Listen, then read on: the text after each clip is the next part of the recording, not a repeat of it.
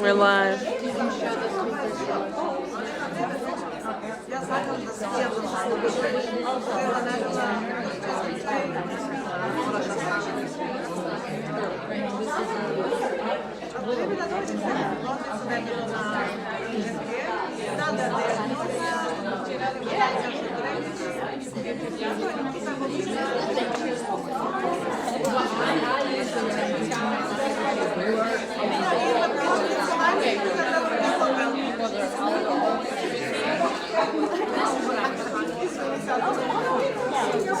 This actually is a mic, but the tripod is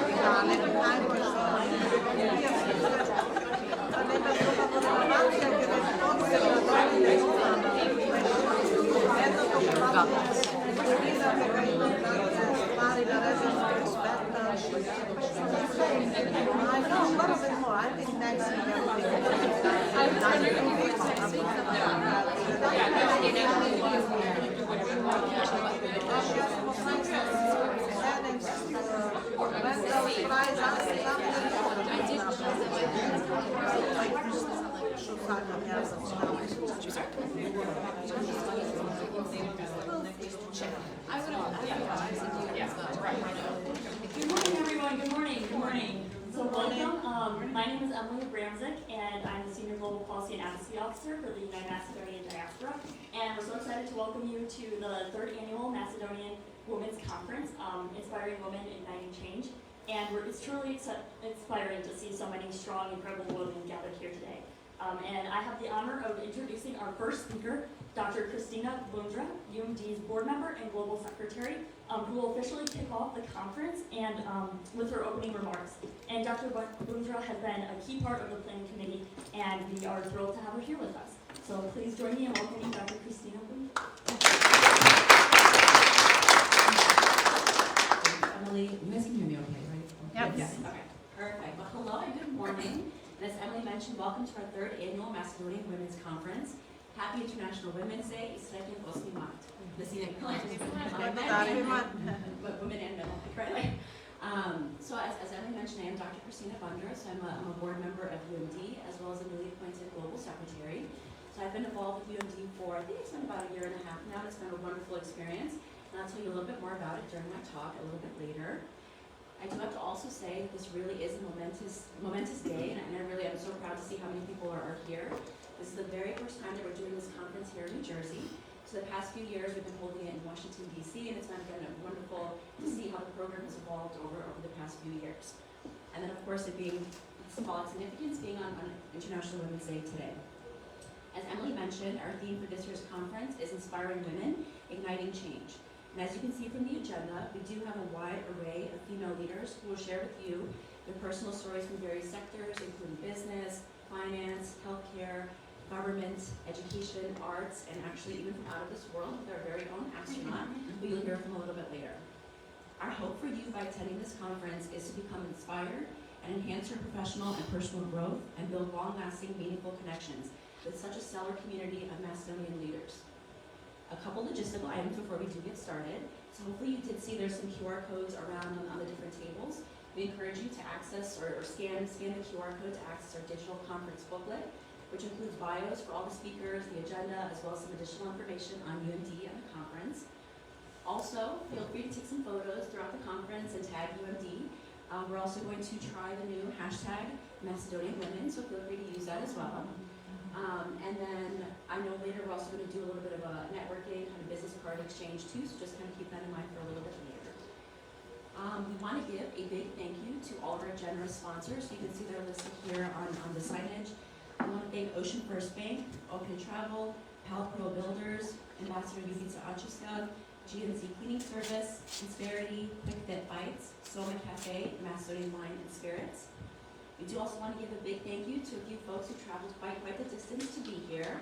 I want to give a big thank you to the Member of Parliament from Romania, representing the Macedonian minority in Romania.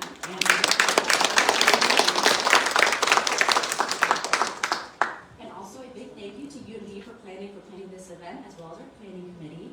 So I don't want to call names out, but it'd be great if you can round of applause.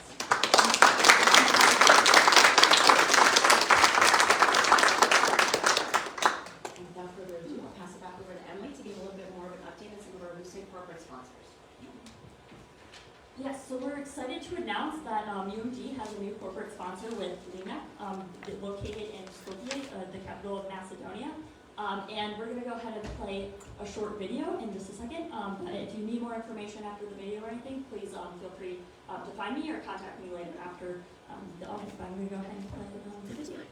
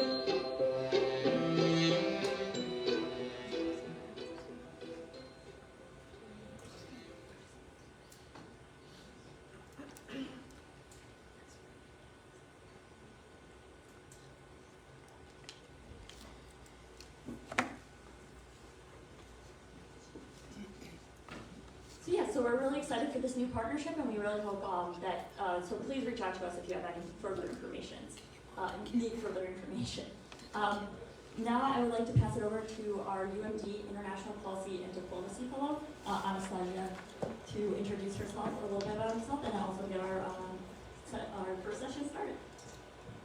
Hello everyone, good morning. My name is Anastasia. I'm the International Policy and Diplomacy Fellow at UMD.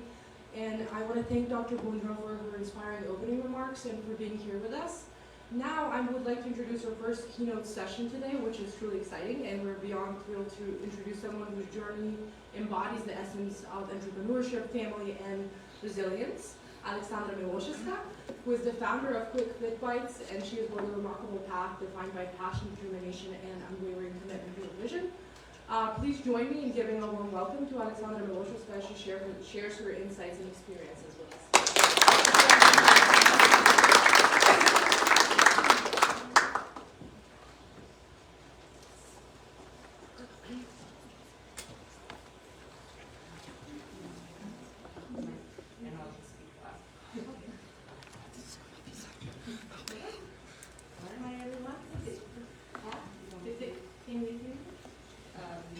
Hi, good morning, everyone. It's great to see everybody here together, united, women and, men supporting us women. Thank you very much. My name is Juliana Gomez-Masca. I'm a BSA Bank Secrecy Officer at Ocean First Bank. And I want to introduce here Alexandra Miloszewska. She is the founder and CEO of Quick Fit Bites.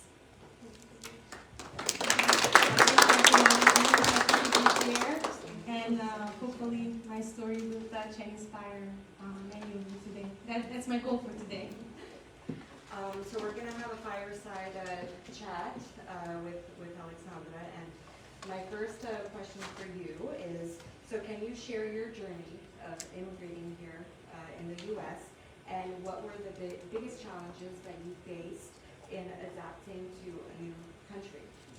Yes, I'm sure many of you can relate. Yes, I came here almost 22 years ago. It feels like it was yesterday. 23 years ago, I was only 20 years old, and I came for love. I met my husband in Struga. Yes, I'm gonna say Jasum, just like Ložanka. I have to say that, and usually when and usually I try to put significance when I talk on other conferences I want to say, yes, I'm Macedonian. You know, I want people to know where we come from. So yeah, I came from for love. I married my husband. I started college in Skopje, studying economics. And I think it was like the best proposal. If you finish college in Skopje, you can work here in the States. So the best is for you to come and continue your education in the States. So yeah, coming 23 years ago was very different than coming now. I was not expecting New Jersey is going to be that green. I was expecting more buildings. Yes, but it's beautiful. Yes, depends on where you are. Yeah, coming, the first thing, like, you know, for me was the hardest thing was language. Back in the days in Macedonia, English was taught at 5th grade level, and you come here, you try to go to stores or communicate, like you understand everything, but it was so hard for me to respond back. So came in June, and by August, I found my first job at Macy's. I was so proud. I was like, yeah, I got my first job. I can work in a big department store. And why Macy's, or why trying to get out of more of my home environment where Macedonian was spoken? You have to push yourself to get to know people and to engage and to communicate. I feel I had a hard time responding back, but you will understand, and it's hard to talk back. And then later, like a month in September, I signed up to the PLA classes. Long story short, I got my 2 years in my associate from Berkeley Community College. Then I started going to William Patterson, graduating in finance and economics. I had my daughter, she was at 4 years old. But also was very interesting coming to the States, it's the diversity, you know, you're trying to adapt. There's so many people from all different parts of the world, and I felt going to, first starting at the college, I was like, I'm not by myself, you know, I'm not lonely. We all come with one purpose. We all want to do better things, we want to learn. And you connect with people, either they're coming from China or Korea or, you know, Colombia. And you see there is connection. We are all here for something to do better. And for me it was like, you know, I am a student, but now I also became a mom. You know, it's like, how do you fit into that? But everybody was welcoming, and like, you know, everybody has that same purpose to help each other. And the diversity factor was for me like huge. It's like, how do you talk to these people on a good way? So because you come from a place where it's like only 2 or 3 ethnicities, and here you have 50. But everyone is welcoming, so it was really, really good time adjusting, going through the school and then work and then becoming a mom. And probably had even a bigger purpose, you know, because you're a mom and you're going to school and. Yes, that was like, you know, every Saturday and Sunday I was in the library studying, and I'm going to tell you it was not easy. As a young mom, I was 23 years old, but I would say something, always ask for help. I'm so grateful I had my mother-in-law and my mom. I'm going to start crying because, you know, especially on this day, you have to ask for help. You know, so I was grateful I had those 2 women. You know, so it's not easy. It's not easy going to college and having a child. So yeah, so I'm grateful for my mother-in-law, Liliana, and my mom, Danica.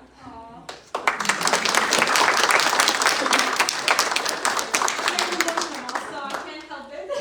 And I'll chime in as well. I could definitely relate to you, Alexandra, because I did my master's, and I had my daughter, and she was just a baby when I finished my master's. Sophie, she was 2.5, and boy, it was a struggle. Yes. You know, it was really a struggle having a full-time job. Yes.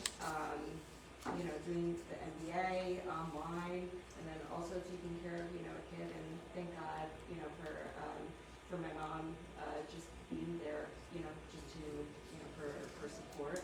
And yeah, I mean, that's why we have these powerful women. They already went through something, especially motherhood. And yeah, like I learned so much, especially like my mother-in-law. And both of them, and my mom. And the people you surround yourself, who you meet along. And I tell, sometimes people say, how do you adjust like a young mom? You had Sophia so young. You'll figure it out. You adjust, you'll figure it out as it is. Thank you. Next question. So how did your 15-year corporate career in finance shape your decision to take the leap and launch your own business? Yeah, so I was lucky enough after I graduated college, like maybe within the 3 months in September, I found a job with the Becton Dickinson and their Franklin Lakes, and it was one of the 500 Fortune companies in medical devices. And I wanted to start in a big corporation where, they have more procedures in place and big teams where I can learn. So my role was very interesting. It was in credit and collection. And some of my friends said, oh my gosh, you're going to be calling people and collecting on money, Yes, collecting. And first day going to my job, I only see a phone. I was like, oh my gosh, they were right. Maybe I'm going to be just calling people and collecting where is your invoice is not being paid. But Julie, I have to say, that role, if you look at, like I always say, it's like building a business or a corporation is like a pyramid. Look what's on the bottom of the pyramid. Mm-hmm. What are those functions? Those functions are supply chain, customer service, accounts receivable, accounts payable, those transactional functions that are foundation for the company. So being in the first role of credit and collection taught me how to communicate with people, number one, which is very important for me today when I go reach out to customers. I'm not afraid to pick up the phone and call and introduce myself. I used to deal with one of the largest hospitals chains in the States, and making sure they get the product, they get the medical devices on time, because the mission of the company was helping people live better lives, So I kind of had that embedded in my head. I don't want to miss on the product. The product needs to, even though it's not being paid, it needs to be delivered on time. And then I was able to, they went through some transitional time, and I was kind of growing in my career. I moved to rebates and credits, and then finance. I was a financial analyst.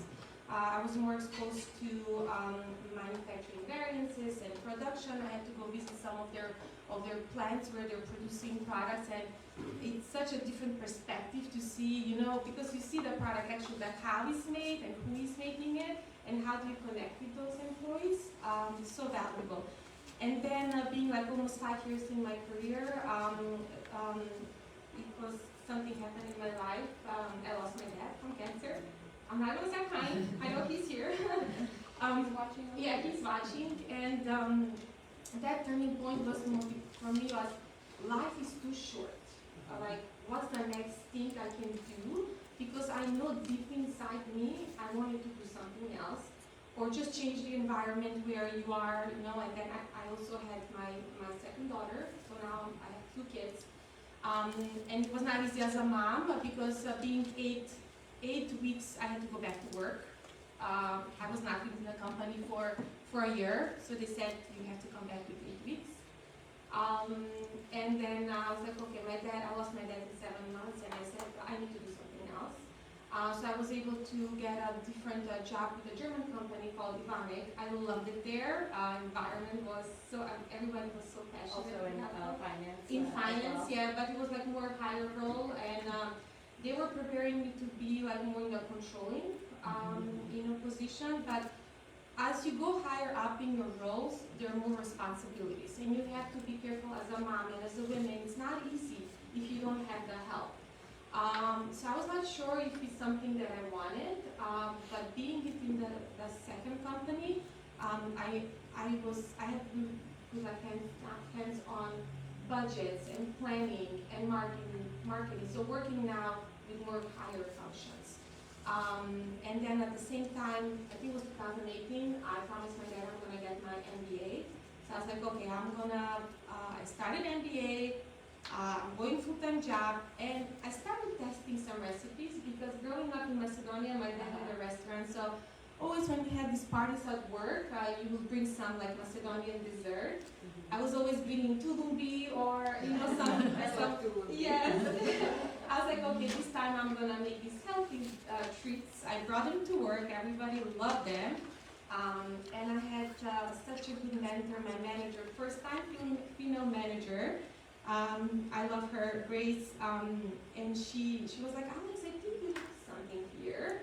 People kept asking, can you make more? Can you bring more? So I was like, okay, maybe I do have something here. And being 4 years within the company, it felt like I do same things over and over, and I was prepared for something else. And it's good to have that manager that looks at you like, what are you capable of doing? What's the next thing? So she sat down with me and she said, you do the things right, like you're good in accounting and everything that you do, but you're meant to do something more. You're a people person, number one. You do something with business development. Getting my master's, I wanted to do leadership. But she was like, no, you have leadership in you. You go do marketing. And I'm glad I listened. I'm glad I listened. So that's where all of it started with the quick feed bites. I was like, okay, maybe I have something here. I'll take it to the next level. And I vividly remember November 8, 2018. I left my corporate career. I kept the letter 2 weeks in my drawer. Resignation letter. I was so scared. I was like, what am I doing? It's a lot. It's like a lot to, taking a huge risk, right? Especially with that paycheck. But I was like, okay, I know I have it in me. You just listen to your gut. If you want to start something and you get to a certain point in life where it's like, okay, I think I'm ready to move to something else. And surrounded by people who are going to support you, with that decision. So that's how it was the little start of quick advice within my corporate career. And then again, looking for that perfect snack when you work long hours in finance. And it doesn't have to be finance. I was looking for that perfect nutritious snack on the go between meetings or running, with my girls' house. Like, I think I have something here. So here. You're welcome.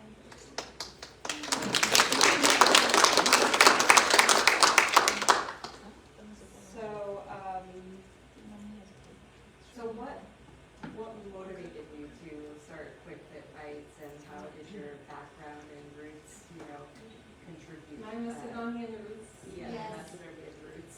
So growing up in Macedonia, as I mentioned, my dad had a business. He was always trying something. Like even the restaurant business he had for 6 years, and having that restaurant in a small village to be so huge, it was a big thing. And then I was that little girl that always was going with him to pay the bills or get supplies for the restaurant. But he was always bringing me with him, and I knew it, like something at some point in my life I'm gonna have something on my own. So like I said, being in the corporate environment, and then I had my third daughter, Anna. She was always saying to me, "Mommy, I miss you." I was never home with my girls, growing up, and I miss that part of their life, because it goes so fast. So I was like, okay, I love food. Growing up, I come from an area where everything was harvested and planted. You get farm to table fresh vegetables. I know many of you, right? Like, we all come from Macedonia. Everything was fresh. Yes. It tastes like a yes. tomato. Yes. And it's just the fact, it's the community and the neighbors getting together in fall and making booby, or making cannings. I always enjoy food. So when I started the bites, I said, okay, I'm gonna start, but I'm gonna focus on whole foods, superfoods ingredients that they come directly from nature, and they're easy to read and understand. And I wanted people to know what they're putting into their body, because that's how we were brought up. It's very important. Everything came from our soils, from the land that we were harvesting. So, I feel like, it was part of my dad, running the business, but also how everything was harvested fresh in Macedonia.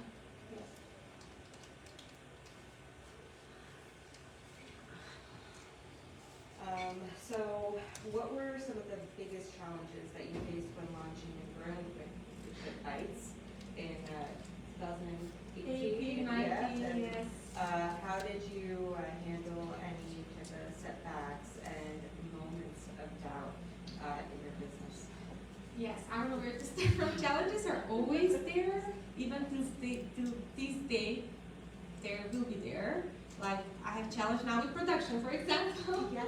It's always about it's how you figure things out. Who are your people? And staying resilient. The biggest challenge in the beginning was production. Like I used to make them, me, my mom, and I had another girl finding a commercial kitchen. Like you don't know anything. I come from totally different field, finance.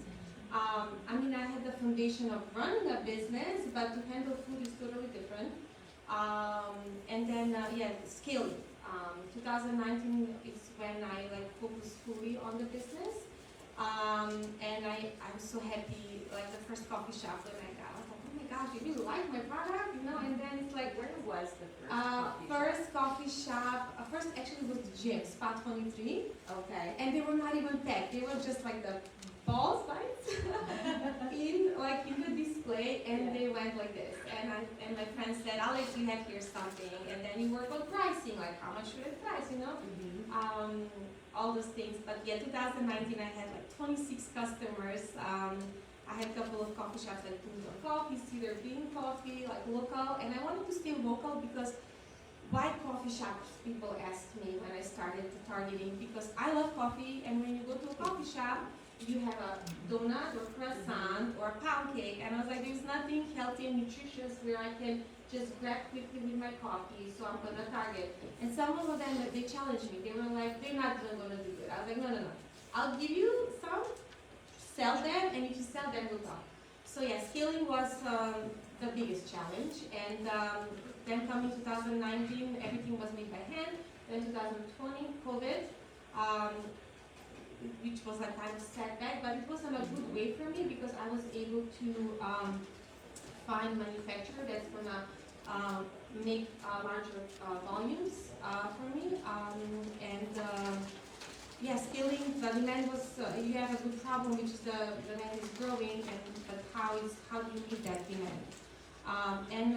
Very important also in running a business is you have good relationship with your suppliers. Who do you talking? Where do you get the supplies from? Or who is your packaging vendor?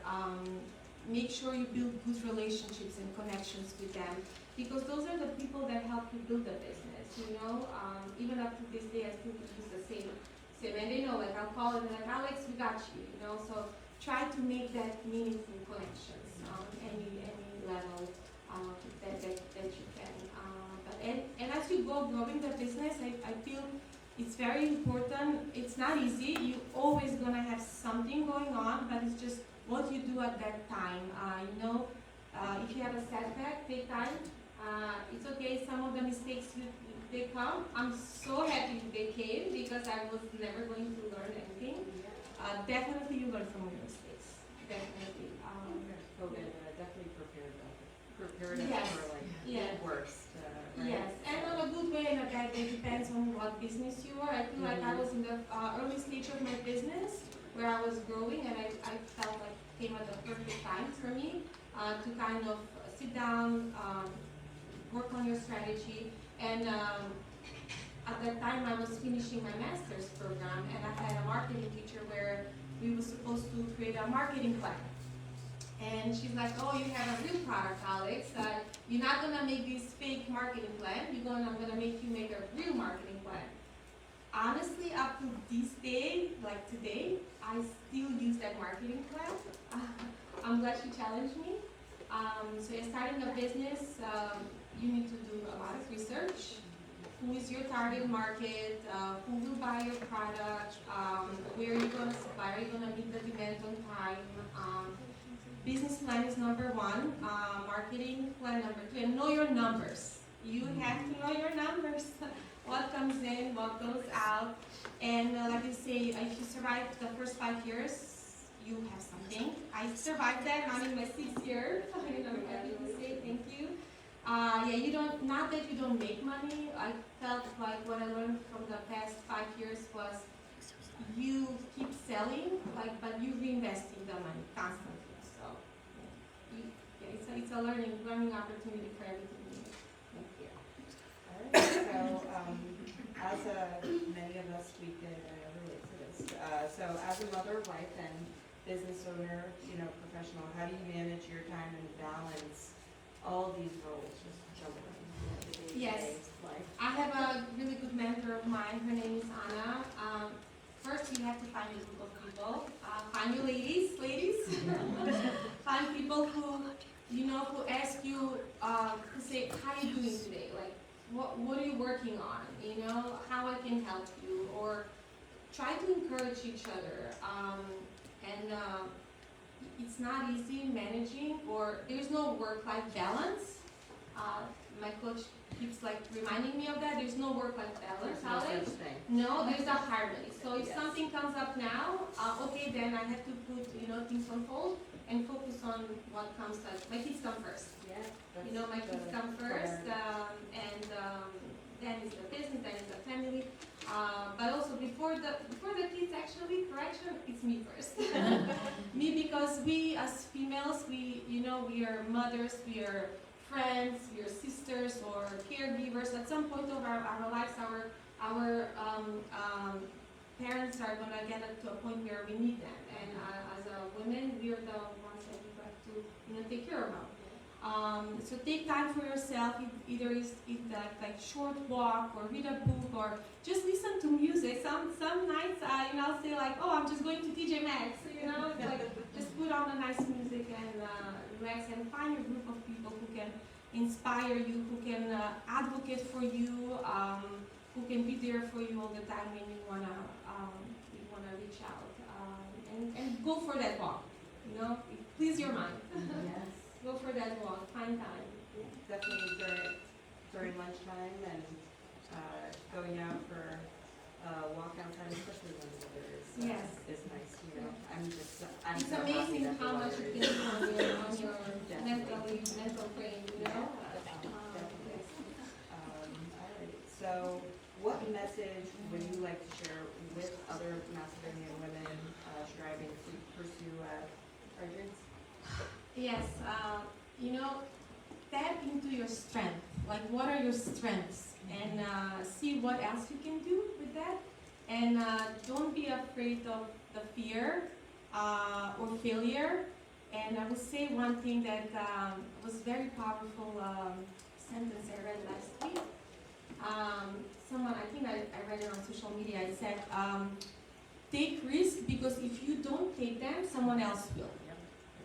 That was very powerful, because I always debate myself, it's hard for me to make that decision or take the risk, but if I go back and look every risk I have taken, it brought me somewhere, or show up to that networking event, or introduce yourself, or take a leap in your career, because at some stage of our lives,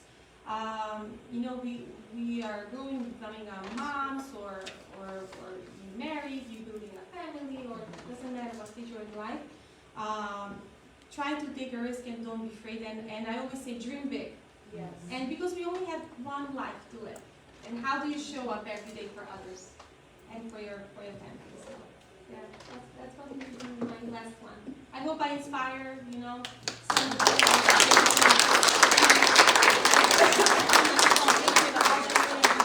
you today. Stricken oss med Magnus inte. Thank you, Julie.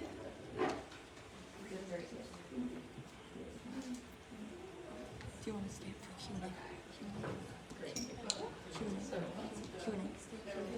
Thank you, Alexandra, for this incredible speech. It resonated with me personally, and I hope it gave our women in the audience as well a similar opportunity for reflection. Before we continue, do we have any questions from the audience? Do you want to take a few questions? Yeah, a few. Yeah. Don't be shy. Any questions? Yeah, I can say starting a business was not easy. And right here, everyone that's in here. Yeah, thank you. So if you're thinking, he was like, if you're thinking, start small. Take small steps. Some of you I met today for the first time. Some of you I know you. Like Sonia. Sonia is like huge, she's like a Harvard girl. I know how she came. Start small. You're building. You're doing something in the beginning, but then you move to the next level. Julie, yes. I have a question. Yes. So you mentioned, so you're here obviously in New Jersey, and you had a lot of connections with like different suppliers, and you had like manufacturing. How did you kind of manage all of it? Was it in New Jersey or like outside? Yes, so production is actually done in Canada, and a really important factor in starting business, especially like in food and CPG business. The requirements in the States were like the minimum order requirements were so high where I could not even, meet that demand at that time. And, it's like you ask questions. That's one thing that I always, ask questions, you're gonna find your answers. I stayed till probably like 3 o'clock in the morning. I was like, if someone else can do it and make the production as a startup, because it's not easy as a startup, there is someone out there who can produce that minimum quantity for me.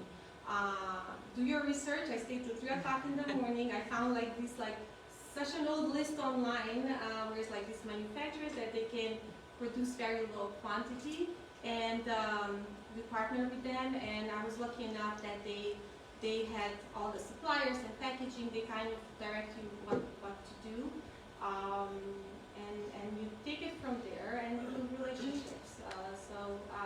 Hopefully by this year I'll have production in New Jersey, because at this point we are in almost 268 coffee shops and all Bloomingdale stores and Target online.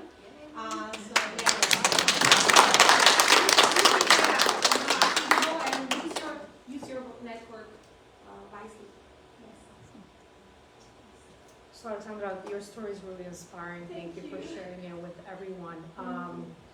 What is your forward-looking vision in terms of scale? Where do you want to be in terms of company size, let's say over the next 5 years? Yes, so I've been thinking of that. I had someone, actually Macedonian first, I forgot his name, he was up in Canada. He gave me a really good feedback, and he asked the same question. So it depends where you want to go. With Quick Fit Bites, I have to be very careful. Am I creating a brand, or am I getting into the brand, or creating my personal brand? These days, you kind of have to work both interchangeably, because people like to hear the story of the founder. So what I'm hoping, the goal, the 5-year plan for Quick Fit Bites is to get more into the bigger retail stores, having more online presence, because I feel like I'm missing that part of online. There is a huge opportunity there, and I just started working with a company in Macedonia. The goal, the mission also of the company of Quick Fit Bites is to give back in Macedonia, giving in a way that I employ people from there. Is it a graphic designer? Is it a packaging guide design? Or all my marketing, team is there. So eventually, trying to hit more retail stores, and hopefully at some point, I want to sell the business. You have to, up to a certain point, you have to know where you're going. So definitely sell. I love CPG business. I want to create another product, and maybe it's going to be in fashion.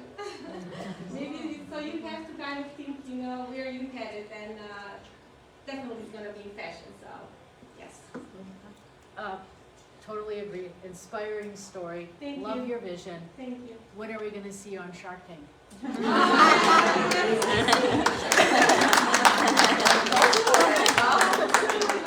Yes, everybody says that to me. Maybe I should tap in and look into it. Yes. I think it would be great. You know your numbers, you know your brand, you live your brand. Thank you. Yeah, it's very important to, when you go, like if you reach out, when I go to customers, and people ask me, how did you get into Bloomingdale's, or how did you, it's not easy, but you do it. Like you sometimes post pictures online, and I'll say this is how I do it. I get 2 bags. Cold winter day in February. I was in New York walking, and you go from one store to the other, and you introduce yourself. And people like to hear founder story. People like to connect with me. People like to hear how I started and why we do that. So soon.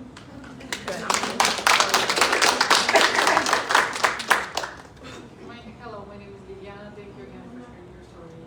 You are on a way to inspire a lot. Thank you. That's my goal.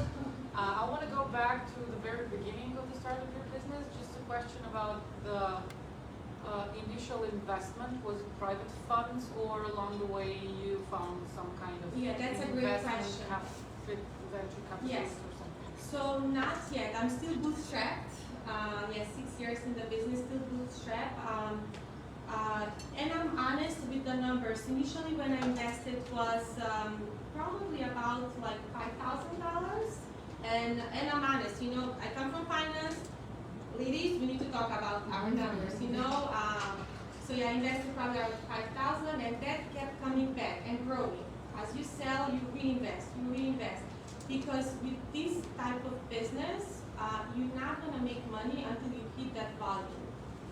CPG is not easy. You need to hit that high volume where you can start making profits. And the higher your volume is, the cost goes down. That's the formula of production cost. Still bootstrapped. But in order for me now, like this year, I'm already talking with Whole Foods. And first thing they ask me, are you woman certified? So I just got certified yesterday. So in order for me to get Target, Costco, or Whole Foods, I will definitely need investments. You can't, it's not possible. To invest the money in production, we're talking over $20,000, $30,000, which is just the basics. So definitely I'll be looking into, and I'll be opening, more to VC investors. You have to, there's no other way. We're gonna have. So, thank you so much for sharing. I love hearing about you being brave enough to take the risk and take that leap into doing your own business and what worked for you. Having 6 years under your belt now, and all the challenges you faced up until now, what would you do different if you had to start over? Oh, that's a good one. If I had to start over, I will definitely ask for more help. I thought I can build this business only by myself. I will start earlier building a team. I'm still by my own, but now the past 3-4 months, I brought on board marketing or graphic design, or someone can handle my social media. You think like I was afraid to take the risk. I don't know if I've not had the opportunity to face someone. But I think you should build business earlier. I should have built team earlier in the beginning of the business. Definitely you can have someone do partial accounting or marketing, especially these days when everything is remote. I missed that part because you can't do by yourself. I had done it. I thought I was brave enough, but yes, I learned my lesson, and it's good to have the team and people you're surrounded, because then they share their point of view. I know my finance part, or everything I've done in my corporate career, from production to manufacturing variances, I do it now, and I thought I knew, but it's different when you do the thing sooner. You feel that's the core. Yeah. Thank you so much. So next, we have a special message from inspiring leaders in government who are truly paving the way for women in public service. So first, we'll hear from Macedonian President Gordana Simianowska-Tatko, followed by the Deputy Minister of European Affairs, Victoria Drago, who they've been champions for progress and empowerment in the public sector, and we greatly appreciate their time and enthusiasm for the Macedonian movement.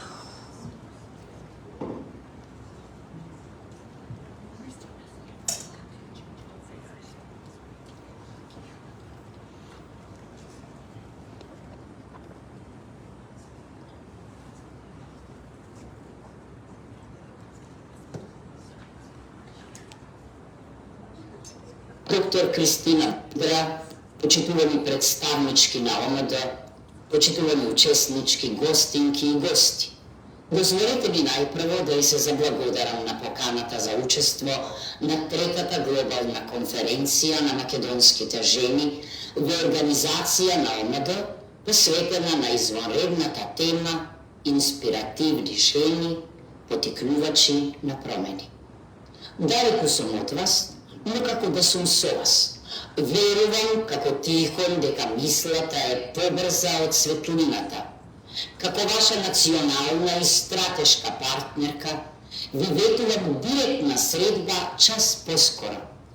Ако на политиката може да се гледа и како на уметност на управувањето со државните и јавни работи, но и како на уметност на можното во процесот на преговори и договори, што би рекла Хана Аренд, во неа мора да има место за жените.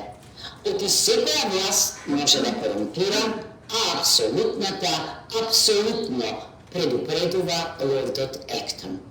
Во ова немирно време, во кое се уште доминира богот Марс, има потреба од политика водена од Венера, со маслинка, а не со оружје в раце. Честит 8 март, меѓународниот ден на жените. Женските права се човекови права и без нивно почитување нема демократија. Со букетите в раце да се присетиме на жените навик на кокичиња среде зима. Храбрите жени, жените визионерки, како Мери Вулстонкрафт со незината одбрана на правата на жената, или Роза Луксембург, или Клара Цеткин, или Бети Фридман и Кейт Милет, но и многу други кои направија цивилизацијски исчекор кон подобар и поравноправен свет, иако евергринот ова е машки свет на Джеймс Браун се уште не подсетува на насушната потреба од инспиративни жени способни да ја сменат политичката игра, посегајќи по белата шаховска кралица. Минатиот март повикав на радикални политички промени и потреба од прва жена председателка на Македонија и на 12 мај бев избрана. Посебна по феминизација на политиката, не заради матриархатски егоцентризам, туку заради необходноста од рамноправна машко-женска игра и синергија на ум, знаење, креација, инвенција. Мојата адјутантка е жена, директорката и заменик директорката на Агенцијата за разузнавање се жени, председателката на Советот за млади е жена, председателката на Комисијата за помилување е жена. Во сите теа што сум ги формирала, го применив челото на паритетна застапеност, но не себично и сексистички, туку со почитување на стручноста и компетентноста како примерни критериуми во духот на меритократијата, а не на партитократијата. Не сум осамена. Собранието има една жена подпредседателка, председателка на Врховниот суд е жена, ректорка на Универзитетот Свети Кирил и Методија е жена. Но владата е се уште машки бастион, што мора да се феминизира, а со тоа и демократизира. Зошто е важно политиката да добие женски печат? Во прашање е природен, логичен чекор со македонското општество, во кое, според последниот попис, има 49,9% жени и 50,1% мажи. Бројките покажуваат дека иако величе се сите области, образованието, судството, здравството, администрацијата, жените се побројни, тоа не важи за раководните функции, зашто нема рационално објаснување, туку се роди едноставен заклучок дека моќта се уште е во машки раце, елитите од патриархалната и поданичка политичка култура се отпорни на промени. Пред нас е голем предизвик за емансипација на мажите и жените. Таа пак не се прави во еден ден, туку во текот на 365. Почитувани, знам дека најдобрите ја напуштија Македонија во потрага по подобар живот. Јасно ми е дека меѓу вас има докажани, афирмирани, инспиративни жени лидерки. Некои од вас лично ги познавам и ја знам вашата вредност, сила и посветеност. Вие можете и да поттикнете и да водите. Вие сте носителки и промоторки на промени. Како што ги охрабрувам жените околу мене да се бават со политика, оти таа се бави со нив, така ве охрабрувам и вас. Вашиот успех е и наш. Кога вие сте на важни политички функции во земјата, наш стратешки партнер, во ова драматично време на тектонски промени, ние се чувствуваме подобро и посигурно. Ги поттикнувам храбрите македонски жени дома, но и во САД, да влезат во политиката, убедена дека по изодувањето на трливиот женски пат сигурно знаат да водат локална, регионална, национална или меѓународна политика, водена од општото, а не од личното добро. Секако, политиката е само еден од домените каде ние можеме да ја покажеме и докажеме нашата изворедност и да го промениме светот. Знам дека сте вознемирени колку и јас од секојдневните апокалиптични слики во кои најголеми жртви се невините деца, жени, стари, луѓе, цивили. Живееме во тешко историско време. Верувам дека ние жените можеме да ги донесеме промените, да го насочиме светот кон мир, а не кон самоуништување. Ние, како создателки на живот, имаме посебна одговорност да го браниме правото на живот. А токму Обединетите нации во 95-та година ја донесоа декларацијата од Пекинг и платформата за акција, еден од темелните документи за правата на жените и девојките. Тој документ треба да го гледаме како светилникот од Александрија, што треба да ја оневозможи човечки бродолом. Денес, поголемиот дел од нашата планета го има надминато архетипот на жената од Библијата, само како мајка, сопруга, сестра или ќерка. Современата македонска и американска жена е сестра на креаторка, па и на политиката како уметност на можното, како што веќе реков. Ќе цитирам изјавата на една моќна жена во Обединетите нации, Пронзил Ламбо Енука. Родовата еднаквост е заедничка визија за социјална правда и човекови права. Мора да ги искористиме сите можности на национално, регионално и глобално ниво и да дадеме нов потик за постигнување родова еднаквост, за јакнување на жените и девојките. Може би е ова една од дефинициите на патриотизмот и македонизмот во 21. век. Некои од вас ја знаат мојата теза за знаењето како најмоќно оружје и зборовите како суперкуршуми. Сега сум во политиката. Прва македонска председателка, но не и последна. За мене, политиката е диалог втемелен на аргументи, неразделни од вредностите и принципите. Верувам дека во приватниот, професионалниот, политичкиот и општествениот живот не постојат ненадмиливи бариери за човекот и за жената.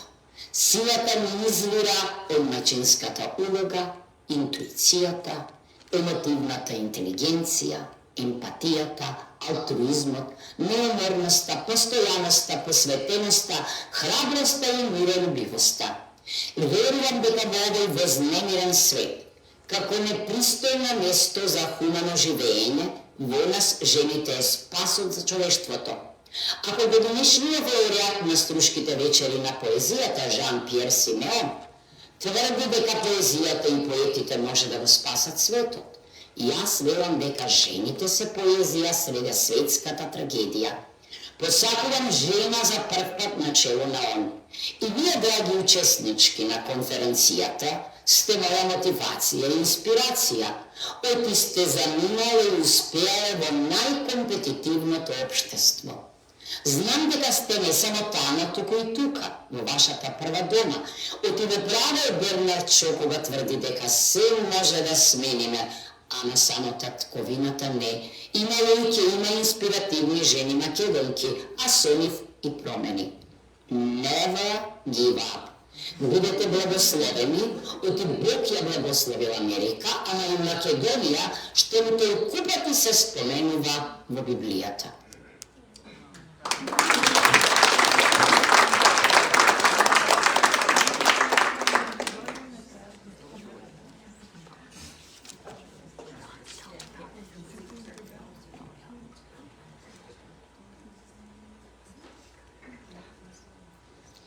Почитувани дами, на почетокот сакам да ви го честитам Меѓународниот ден на жената 8 март и посакувам секоја година да сме побројни и погласни во борбата за економска, политичка и социјална рамноправност со мажите.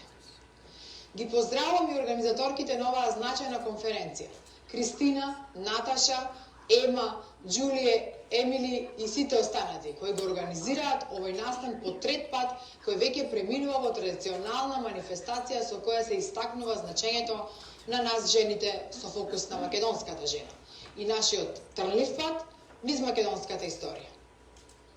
Поздрав и до првата амбасадорка на Македонија во САД, Љубица Ачевска, како и до Александра, која што е основач на Quick Fit Bites, како една од најголемите поддржувачи на оваа конференција во организација на Обединетата македонска диаспора.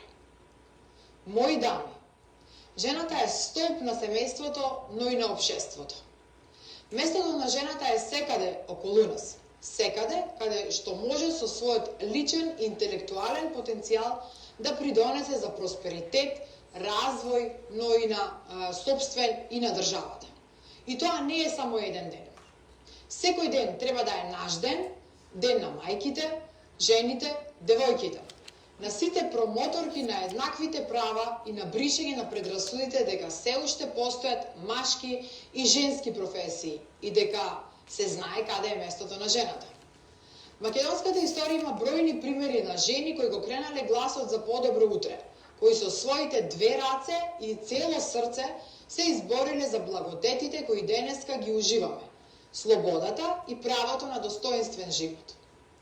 Нашите храбри жени хероини, Сирма Војвода, Невена Ѓоргиевска Дуња и бројни други не задолжија да продолжиме да одиме по патот кој тие го трасираа, патот на непокорот, на правдата и на рамноправноста.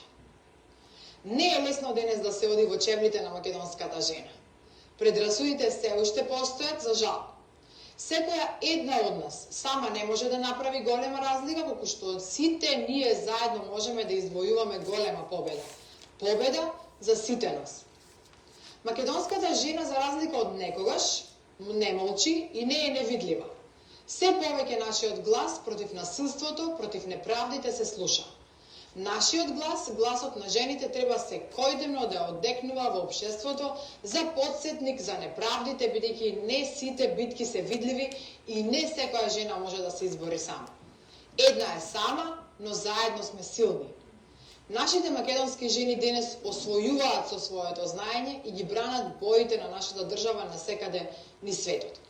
Македонија има жени успешни бизнисменки, пилотки, дизајнерки и космонаутки.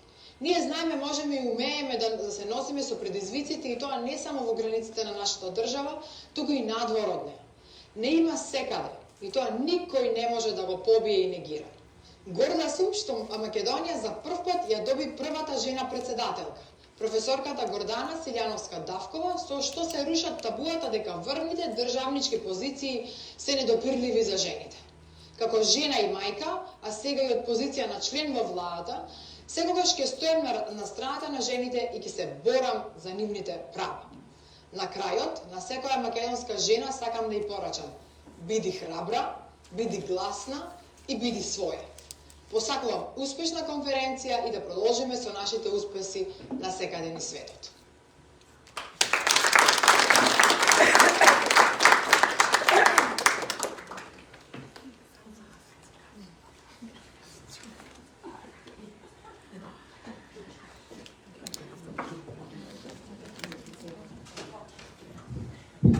And then if you could just give us a few minutes as we get set up for panel one, and if our first panel speakers will also come to the front, please. Thank you.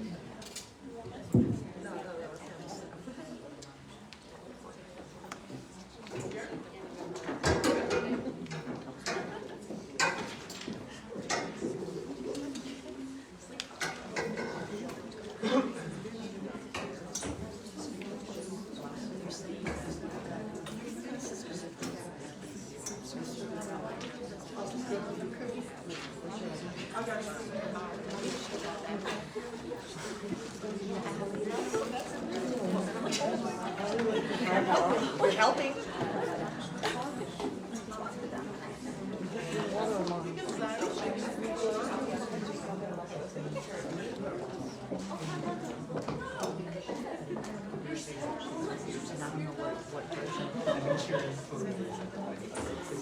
Mine's the whole thing. You want me to long Sorry, I'm in trouble. No, I appreciate that. Do you have my slides?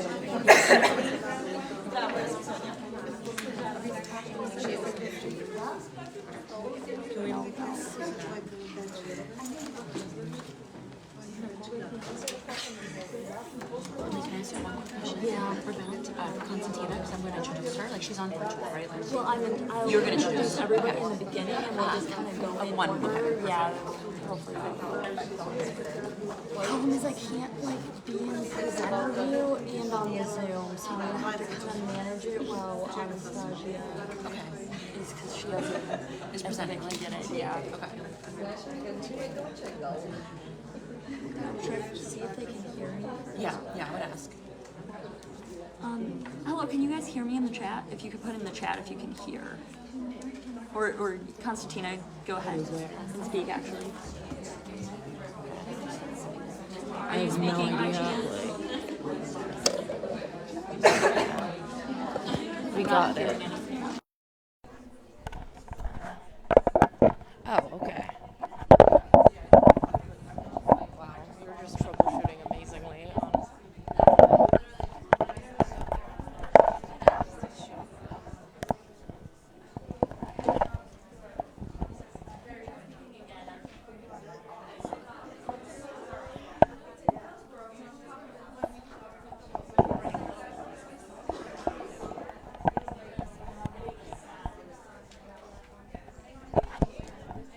Oh, can you try speaking again?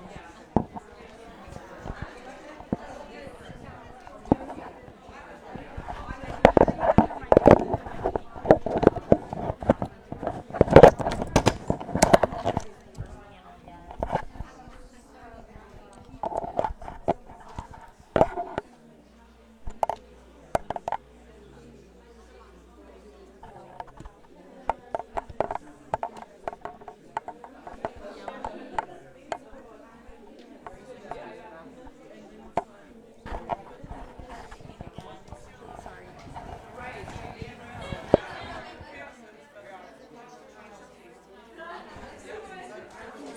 Computer, but not through the conference.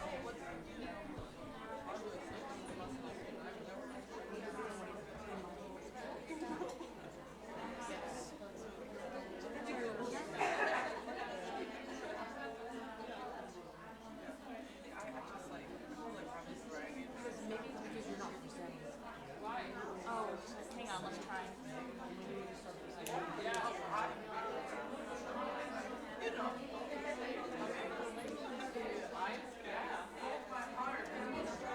Can you try speaking now?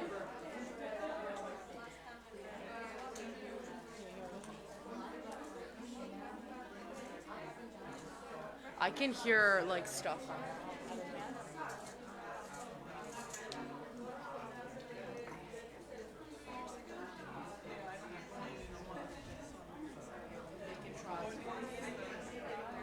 Can you try speaking again? Sorry. Can you hear me now? Yeah. Try we do a mic situation.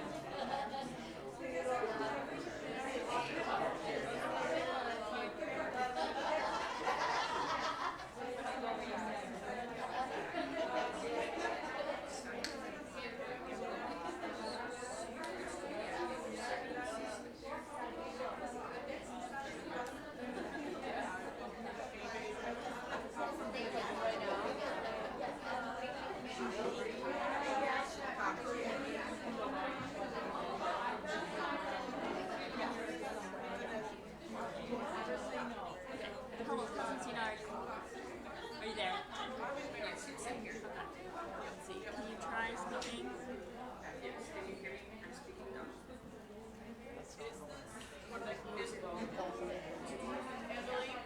Is it connected to the?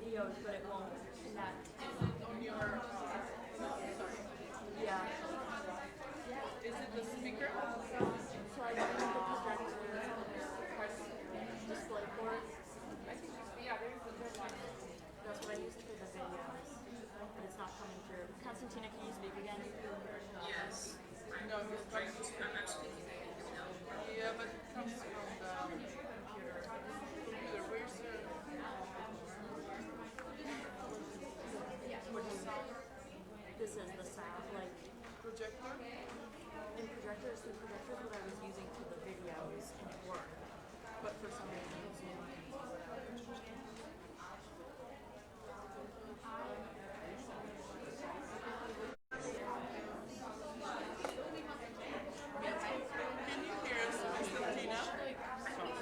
She can't figure that out. Okay, can we start? Like, Do you have different laptop that is not MacBook? no. I have mine, but I need it to use presentation now. Well, you can. After, okay, I have here. They can't hear? No, we can hear. It's not coming through the sound here. It's coming through the sound. Is there any way to put the mic next to the laptop? It doesn't work. Doesn't work? Um, Can we open the Zoom on the cell phone or something, and then again maybe with the mic with the cell phone, would that work better? Like volume wise?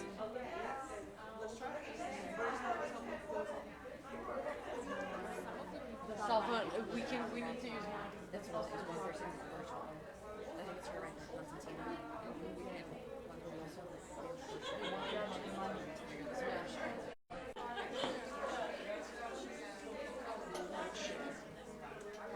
Hello everyone, hello, sorry, I apologize for the technical difficulties. Thank you so much for your patience. I'm gonna go ahead and open up, so we have our first panel, Between Different Worlds, Macedonian Cultural Journeys, which is gonna explore the rich cultural journeys of Macedonian women, who have made an impact across these different cultures. These speakers have unique experiences navigating their cultural identities in various professional environments, and we're thrilled to introduce our panelists who will present in the following order. So we have Anastasia Malodonescu, a political science, accounting, and Russian East European and Eurasian Studies undergraduate at Miami University of Oxford, Ohio. And then we're going to have followed by Dr. Natasha Derrick, the Director of International Student Services at La Roche University, and then followed by Dr. Christina Bunter, the Scientific Communications Lead in Hibbert Biosciences Incorporated, and Board Member and Global Secretary for the United Macedonian Diaspora. And then we'll have followed by our virtual speaker, Konstantina Vemnesky, MD, Principal Medical Director, Drug Safety Leader, and co-founder for the Orthodox Youth Summer Camp. So we're really looking forward to it, and we will have Q&A after the panel, so get prepared with your questions.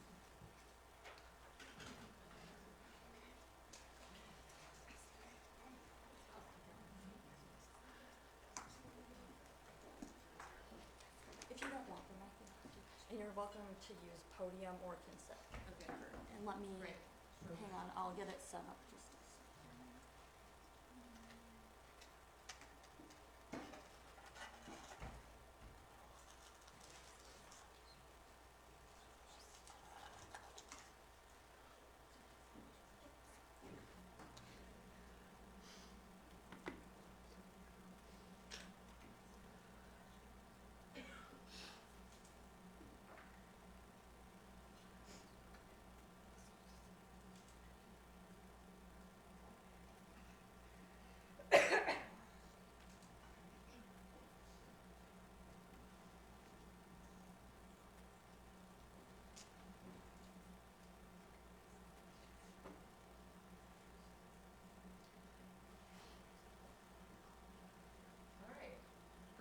So it's such an honor to be here to share my journey with you. And as you can see from the maps here, the first slide, there's Komarova up there.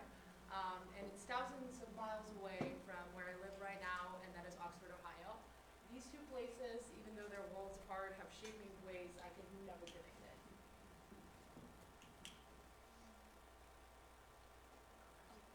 Here, I'll log in too.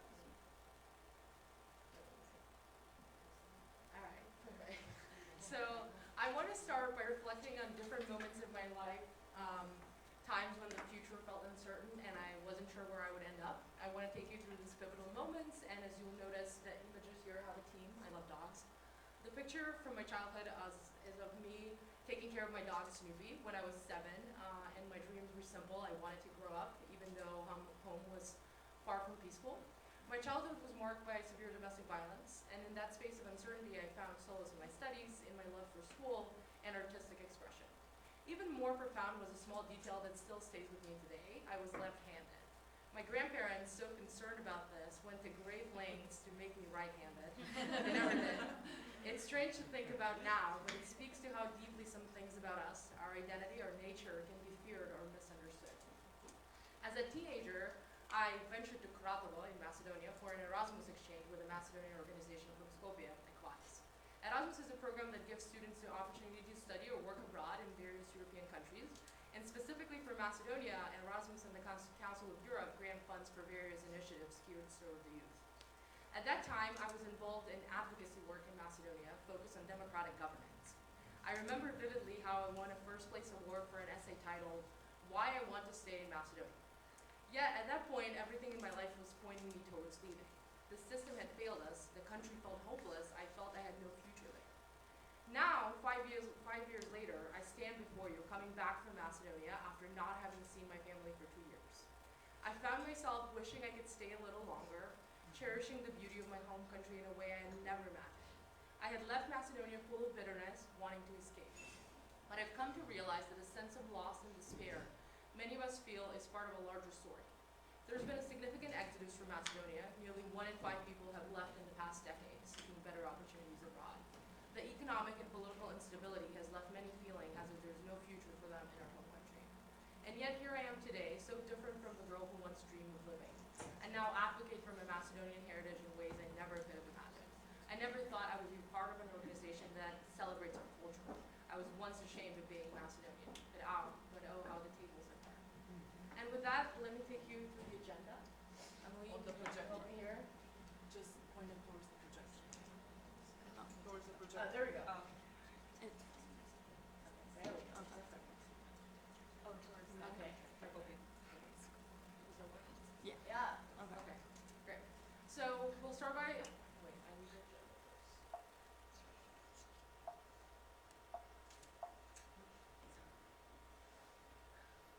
Okay, sorry.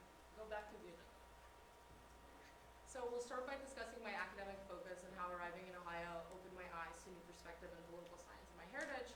Then I'll share my experience with cultural adaptation, navigating life in a new country, and embracing my Macedonian identity. I'll touch on the challenges I face personally and academically and how they led to my growth. And we'll also look at how my academic and professional experiences shaped me, including my passion for advocacy. And lastly, I'll reflect on the importance of building confidence and how overcoming obstacles has empowered me to embrace my true self.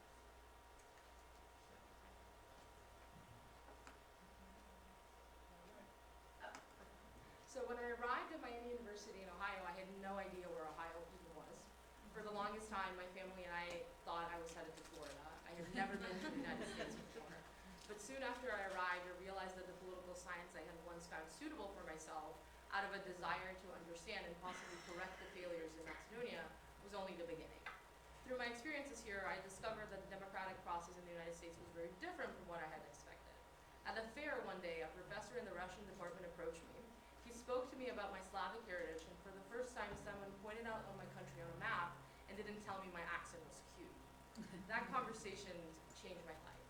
I grew up in a household marked by domestic violence, but I also fought against it in my home country. I even published a book, Iskra, in 2019 about my journey and the struggles of others facing domestic abuse. Domestic violence is a deeply rooted issue in Macedonia. According to the 2020 study by the Agency for Gender Equality, over 30% of women in Macedonia are reporting having experienced some form of violence, be it physical, psychological, or economic, at the hands of their partners. This statistics is just the tip of the iceberg, as many incidents go unreported due to the social stigma surrounding abuse. The issue is personal for me. The fact that so many women in my country endure the circumstances without support, and that many like me feel trapped in this abusive environment, fueled my desire to change things. This struggle shaped my path, and they pushed me to use my voice for those who couldn't yet find theirs.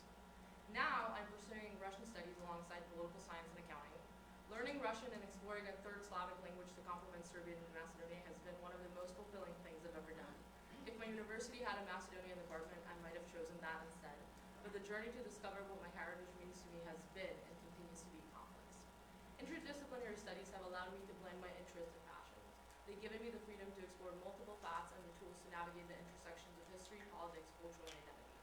In my studies, I see the connection between the forces that shaped Macedonia's past and present and how they influence the global stage today. As I reflect on these experiences, I realize that the girl who once wanted to escape her heritage has become someone who wants to return to it. The challenges I face have shaped me, but they've also empowered me to embrace the things I once feared. I now understand that it's not about running away from our struggles, but about finding strength in them and using that strength to build something better for ourselves and for others. I want to leave you with this thought: our identities, our past, and our struggles don't define us in a limiting way. They empower us. They push us to grow, to change, and to find our place in this world. Whether you're navigating a new culture, pursuing an academic goal, or fighting for something you believe in, remember that the obstacles in your path can become the foundation for your growth. Okay, there we go. So, when I first encountered this chart on the cultural adaptation process just before going on the study abroad program in Estonia, I thought, wow, this actually makes so much sense. It's the first time I had seen a visual mirror of my own experiences in a way I never could have articulated before. You see, cultural adaptation isn't simple linear process, it's a series of ups and downs, moments of exhilaration followed by frustration and confusion. I found myself laughing at the thought of how accurate this chart was. There were times when I felt like I was soaring above the clouds, like the time I successfully made burek with my best friend from Croatia. We were so proud of ourselves, and it felt like a piece of home was in my hands again. In that moment, I truly felt like I was finding my place, like I belonged, and I couldn't help but feel on top of the world. But that's not the whole picture. There were also days when I found myself completely overwhelmed and lost. I remember one moment in particular when I was struggling to lift my bed into my new apartment here in the US, and there was no one around to help. I felt so alone, so helpless. I cried for solidarity. At that moment, everything felt impossible. The language barriers, the cultural differences, the long-distance relationships I had managed back home, it all came crashing down at once. This mix of highs and lows is what cultural adjustment looks like for many of us international students. It's not just about finding your way into a new culture, it's about learning to live between two worlds, not fully fitting into either, but pulling pieces from both to create something new. And while there are challenges, moments when it feels like the world is just too different to bear, there are also moments of deep connection and joy, like making work with a friend who shares your love for home, even if your homes are different. The key to adaptation, as I've learned, is to accept the journey, both the good and the bad, and to understand that there is no right way to adapt. It is messy, it's complicated, but it's also transformative, and every step, whether it's peak or valley, adds to the experience and helps shape who you are. One of the biggest lessons I've learned during my time in the US is that growth doesn't just happen in the classroom, it happens in the experiences we take on, the people we meet, and the challenges we push ourselves through. My research in Serbia with Russian population, supported by the Department of State, was one of those defining experiences. When I first began this project, I was fascinated by how Russian migration was reshaping Serbia's social and economic landscape. As I conducted interviews and gathered data, the research became more than just an academic pursuit. It became a reflection of my own questions about identity, displacement, and belonging. Seeing how the Russian diaspora was forming in Serbia made me think more critically about my own experience as part of a Macedonian diaspora. It made me realize that migration is never just about moving from one place to another, it's about negotiating who you are and the process. At the same time, I had an experience with the Greater Dayton Volunteers Lawyers Project, which gave me an entirely different perspective, one that forever changed my image of the United States. Coming from Macedonia, a country where the legal system often feels inaccessible, I had always seen law as something distant, something that belonged to those in power. But in Dayton, I saw how law could be a tool for empowerment. I worked with people who were struggling with eviction, domestic violence, and immigration issues. And for the first time, I understood what justice could look like when it was truly accessible. It wasn't about complicated legal jargon, it was about real people, real lives, and the ability to make a difference. These experiences may seem unrelated at first glance, but together they shaped me. They taught me that academia isn't just about theories and concepts, it's about real people, real lives, and real change. They taught me that growth happens in unexpected places, and most importantly, they taught me that no matter where I am in the world, there will always be stories worth telling and work worth doing. Outside of my academic and professional experiences, I find joy in pursuits that challenge and inspire me. Crosswords and puzzles have always been more than a pastime. They reflect the way my mind processes the world, breaking down complex problems and searching for connections between seemingly unrelated pieces. Whether solving a Sunday crossword or unraveling geopolitical puzzles, I thrive in intellectual curiosity. Poetry is my sanctuary, is where I confront the different versions of myself. And here you can read something that I wrote, and it's kind of a reflection on my Macedonian heritage, and it talks about the love of a Balkan woman, so to say. So if that's something you're interested in, for sure. And I was going to say that a love for learning has shaped who I am, and I have an incitable desire to seek knowledge, to challenge my own perception, and to discover new ways of thinking. And in this essay, I reflected on moments of forced to see myself differently. Those rare instances when life feels split in half, revealing new truths about who we are. So yeah, and as I reflect on my own journey, I want to leave you with three key takeaways, and that is that self-awareness, embracing who you are, including your strengths, values, and the complexities of your identity. And then the relationships will shape us, whether it's a childhood friend dreaming of touching the sky or a community that provides support in times of change. We're never alone in our growth. And finally, resilience. Every challenge presents an opportunity. From moments of uncertainty to the evolving versions of ourselves, each experience teaches us something valuable. It is through these lessons that we carve our paths forward. So, thank you.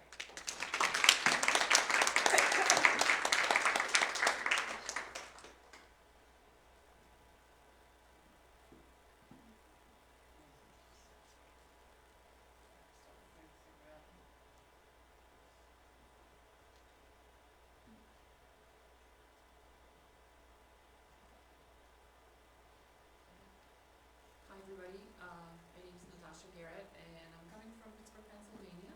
I'm really happy to be here at third round of this amazing conference. I'm glad that you were here. You were presenting first because what I was going to share kind of builds on what you were saying. How many of you hear this question all the time, right? Where are you from? Where are you from? Where are you from? For the longest time I hated it because I felt like my whole identity was just, where I'm from. Nobody cared about what I was doing or what I was thinking or what my work was. Where are you from? And your accent is cute, right?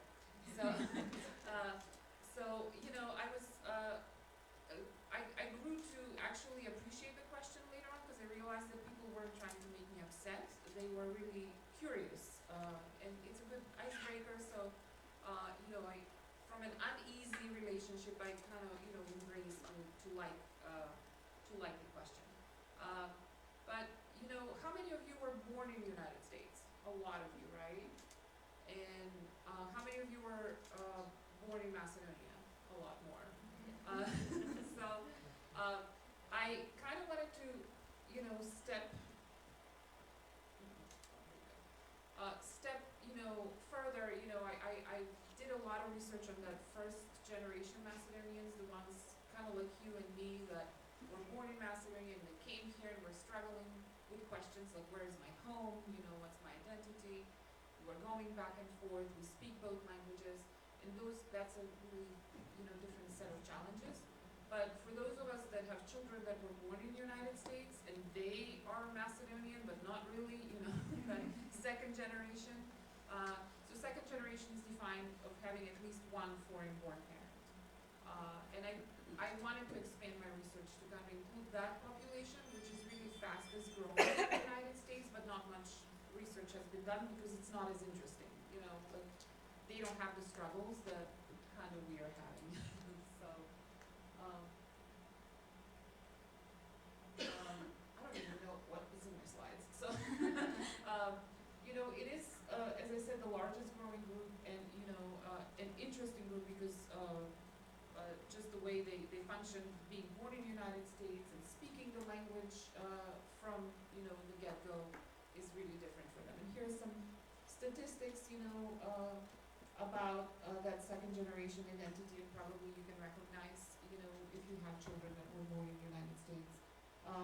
They're likely to marry someone from a different ethnic group. I think a lot of ethnicities, not just Macedonian, marrying into your own ethnic group seems to be very important. And a lot of times, my husband is American, and like a lot of times people feel like that's a betrayal of my identity because like we celebrate 2 Christmases and 2 Easters and all that. And people view marrying within your own ethnic group as maintaining your culture, which is, yes, it does make it easier, but a lot of times marrying outside your ethnic group is really a way forward. One of the researchers I was reading about it says, it really brings kind of brings an understanding of humanity because you can't hate your grandchild. So like if you have a grandchild that, you know, has heritage that's different than yours, then you automatically have to like them. And that kind of stuck with me. And it's, you know, a group that's really more comfortable, like they are American because they're born in the United States, with the added benefit of having another culture. My son, like when he was growing up, I spoke Macedonian to him, and he would go, just speak normal at the playground, just stop, you know. But then once he started going to school, it was cool, you know, he'd be like, oh, Macedonian, speak 2 languages, so he had to take kind of ownership of that part of his identity. You know, very comfortable with that kind of hyphenated identity. You talked about this, so I'm going to jump through that. I think language is really important. A lot of the people I talk to, like me, that are Macedonian, but kids are, you know, born in the United States, struggle with the language maintenance. And it's really hard, right? Especially if you know, when not everybody at home speaks Macedonian, then you're excluding somebody constantly. So language is a big deal. However, language is a bridge to the grandparents. Again, you know, that element, and some of you talked about the help of the grandparents. The kids cannot talk to their grandparents if they don't speak the native language, right? So that's a really big challenge. And you know this book, right? So Maurice Sendak was inspired writing, you know, this book based on his foreign relatives that would come to the apartment and they didn't speak the language. So if you're interested, I brought a copy of my book, which is a series of personal essays called Motherlands, and kind of speaks about living across one motherland, right?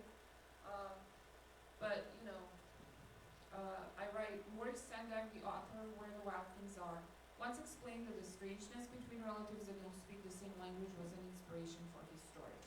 The monsters were based on his uncles and aunts, foreigners lost in America without language. You know, they would come and like pinch his cheeks and give him money, but he didn't know like who they were. I was terrified of my parents and my son becoming aliens to each other, unable to communicate. And I'm playing on that term alien because, you know, illegal aliens. I'm talking about in the book, yeah, like, you know, you're literally an alien, right? Unable to communicate. In reality, they have become allies, pushing gently but persistently against the forces of distance, language, and culture that could have torn them apart, but which have ended up adding nuance and richness to all our lives. It's an uphill battle, but it's doable, you know. I just want people to be mindful that language is an important part of identity, but it's not crucial. We have a lot of people that don't maybe speak Macedonian, but they identify as Macedonian, and that's okay. I really, you know, I think we have to expand our understanding of identity and like how we see each other, and what it means to be a Macedonian, what it means to be an American, and kind of, you know, be more flexible with people because everybody's kind of doing their best, right? I think travel is really important. I think travel, you know, and I think a lot of us travel back and forth, or hopefully. I think it makes home not as perfect as idealized as in our memory. You know, I always say, just go there, you know, you'll see that it's not perfect there, it's not perfect here, but you get a more realistic picture, really, of what you're pining for. You know, because we all have this, you know, vision of our homeland in our memory that everything is perfect. And I always talk to my friends and I say, yeah, it's perfect because you go there for 3 weeks, you don't go to work, everybody's cooking for you, right? You just like hang out with your friends, have a beer at 11 in the morning, and it's great, but you're not facing the same day-to-day struggles that people there are facing. So I think it's really important to have a realistic picture of, you know, the home, and, you know, it's not rosy there, it's not rosy here, but, you know.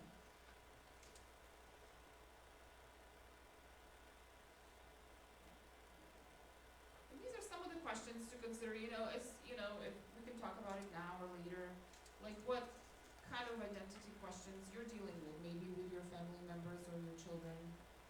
There is no perfect answer, and I think that's what I've learned through my research, that you negotiate that feelings, you those feelings of homesickness, or, who you are, or, how you raise your children.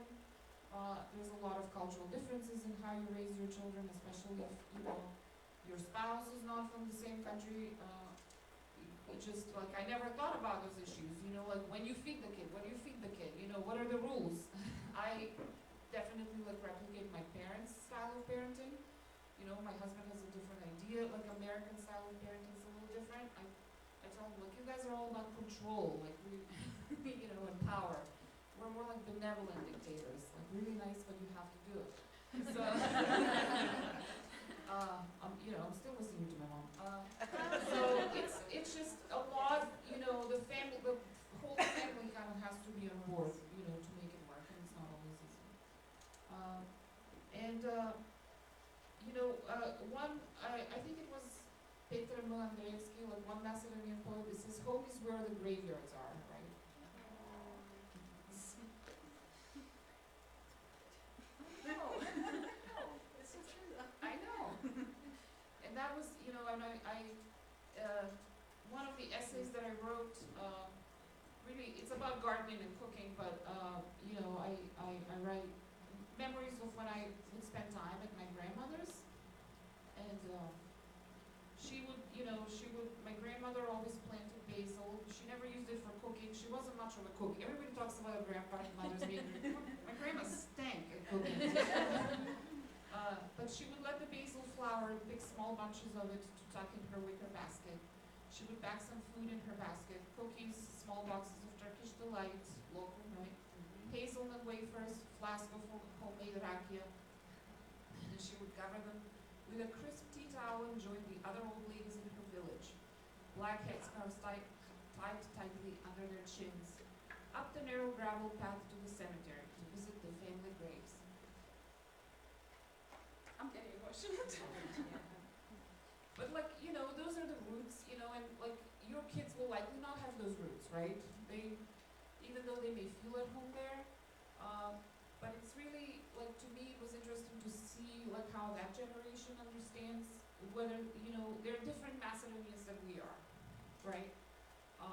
And it's a process that always changes and always grows, and I think we as parents especially have to be supportive of whatever shape, that identity holds.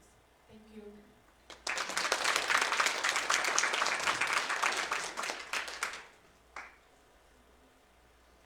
I need to write a book. I'm inspired to get into writing. Well, hello everyone. Again, my name is Dr. Christina Bundra, and I don't have slides, but I do have a little bit of a talk that I wanted to share with all of you. So my topic is leading through advancing cultural heritage, and maybe before jumping into what cultural heritage means to me, I'll start off by giving a little bit of a background of myself and what brought me here today. So I am actually born in the U.S., so I was born in New York. My parents are both Serbian and Macedonian. My mom is the one taking photos in the front here. So I think for me, cultural heritage and really educating people on where we're coming from and being part of the culture has always been a very important tether throughout my entire life. I'm a doctor of pharmacy, so I went to pharmacy school in Boston. And after completing my doctorate, I went on to do a postdoc fellowship, which is actually what brought me to New Jersey from Massachusetts. And essentially, as part of that program, it's kind of a hybrid approach where you basically work in the industry, so gain experience and gain training at a pharmaceutical company, while also being a professor and being able to teach at Rutgers University. So again, it was a really great opportunity just to get more experience, I would say, in pharma. So currently, I have more than 10 years of experience in the pharmaceutical industry, and I've always spent I would actually spend my whole career in both the rare disease and oncology space, so really areas of unmet need. I volunteer with the Novak Djokovic Foundation, and as I mentioned before, I also am on the board of UMD. So as you can see, maintaining my culture has always been a very important aspect of my life, and has really gotten to me where I am today. So I'm very honored to be here with you at a gathering of incredible women, and of course, a handful of men as well. Each of us carrying a unique story, legacy, and vision for the future. And today I want to talk to you about something deeply powerful, something that roots us to who we are and where we're coming from. And that's our cultural heritage, and for most of us, our Macedonian roots, and what brought us here today. So before going into what I believe cultural heritage to be, I'll open it up to the audience and see if anybody wants to highlight maybe something, what defines their culture for them, or what defines cultural identity for you. I'll get two people. And I and I know the list, so I will call on people individually. Family language, yeah, it's important. Customs, yeah, yeah. Rituals, the customs and rituals that you do, traditions. Food. Food is a big one. Big one is really important. Yeah, which one? Food, yeah. It is definitely a big one. Okay. No, exactly. So I think it's a lot of themes that we've already been talking about throughout the entire panel. So cultural heritage is more than just the traditions and practices passed down through generations. In my view, it's the very foundation of our identities and really makes us who we are. It shapes the way we see the world, how we connect with each other, and how we navigate life's challenges. We must honor our roots while embracing progress, and it's about weaving together the wisdom of the past with the innovation of the future. Kind of harping on what brought me here today and a little bit more about my background, and a consistent theme throughout my life is, actually in both my personal and professional life, is leadership through taking action and taking initiative to ultimately advance my cultural heritage and what that means for me. So I'll start off with the professional side. So I know I mentioned that I went to pharmacy school and I'm a doctor of pharmacy and a little bit about that, but to kind of go even further back from there, I always loved science. I was a little bit of a science nerd, so when my friends were playing with their toys and going outside, I was playing with my chemistry set and playing in the lab and those kinds of things. I was very interested in learning more about that. So I really, and in addition to that, I also wanted to make a difference globally. So really kind of help people, really make a larger impact for people worldwide.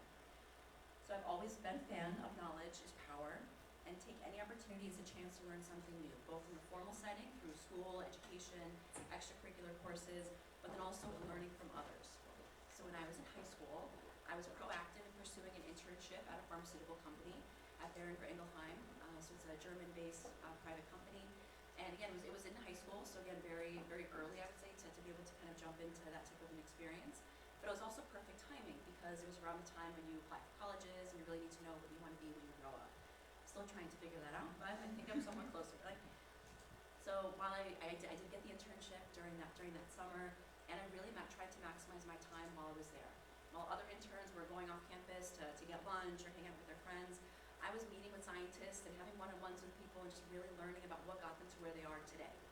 So I was very proactive in terms of getting those connections and networking and really expanding my understanding of how they made their decision and how they got to where they were at that point in their life. It was through those conversations and in gaining more knowledge that I chose pharmacy school, and that's essentially what led to the path of going into pharmacy and then ultimately the pharmaceutical industry. And then when I got to pharmacy school, that was the other thing. What do I do next, right? What happens after? So at that point, I pursued other opportunities and other industry types of experiences where I did an internship at Genzyme, which is a biotech company based in Boston, and had a chance to really help them build their medical affairs team there. And it was again through taking some of those first few leaps and really taking the initiative that really led me down to where I am today.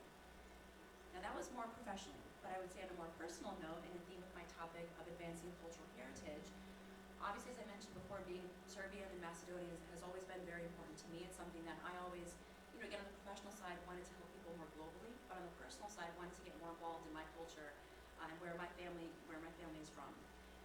So I'll start with the Serbian side. So speaking of the Novak Djokovic Foundation, I knew that again I wanted to get involved and really help some organization or be part of something that advanced some mission that was important to me. And knowing that I have a lot of experience in the educational side, I wanted to be involved in an organization that advances education for children who maybe don't have an opportunity as we do here. So that's what led me to the Novak Djokovic Foundation, and I essentially cold called them. I did research to see what they were about, and they're very much about building schools, in areas of unmet need in Serbia, educational programs, refurbishing schools, and again, like I said, providing education for both children, but then also their parents as well. So I cold called them and just reached out and said I explained why I wanted to be involved. And we set up a meeting, and I guess the rest is history from that perspective.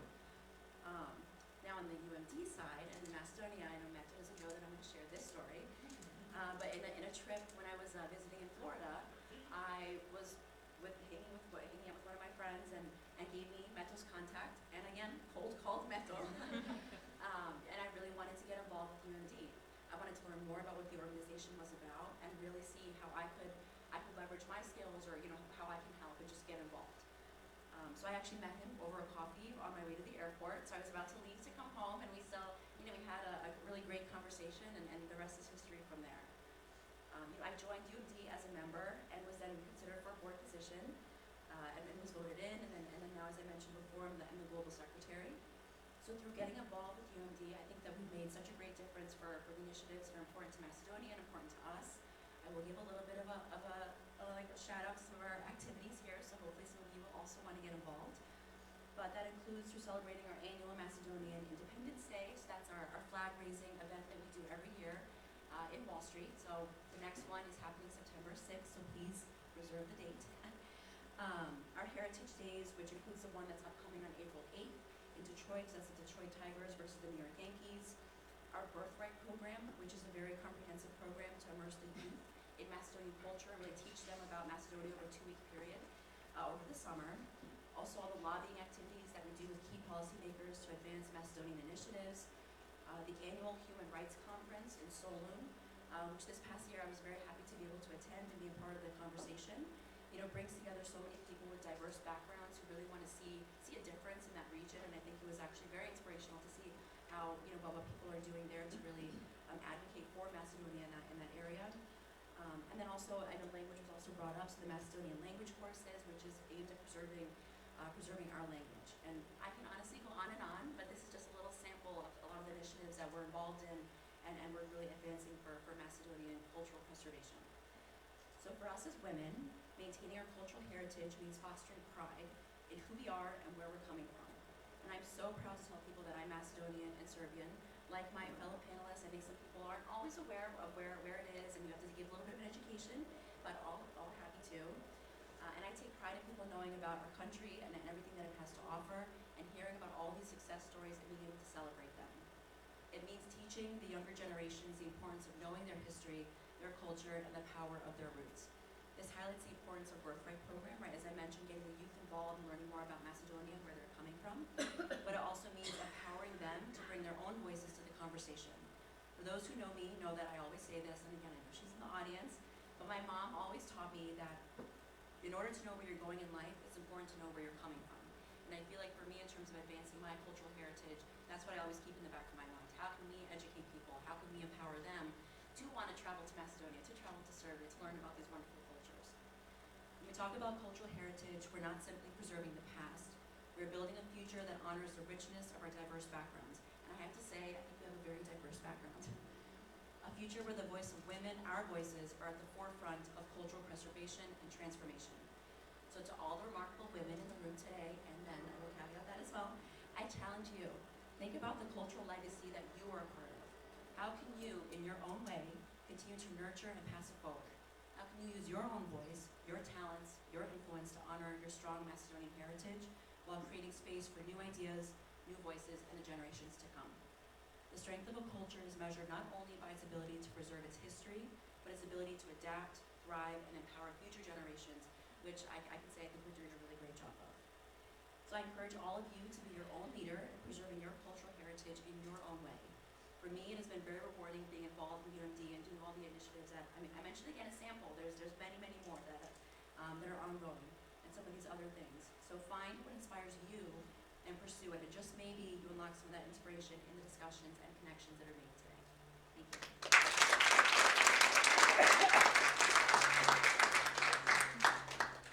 And now I'll pass it over to our virtual speaker.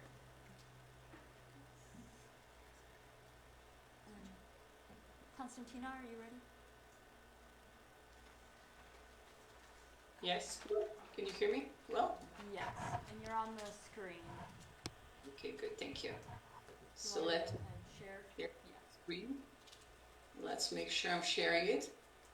Okay, good. Perfect. Can you see? Yep, thank you.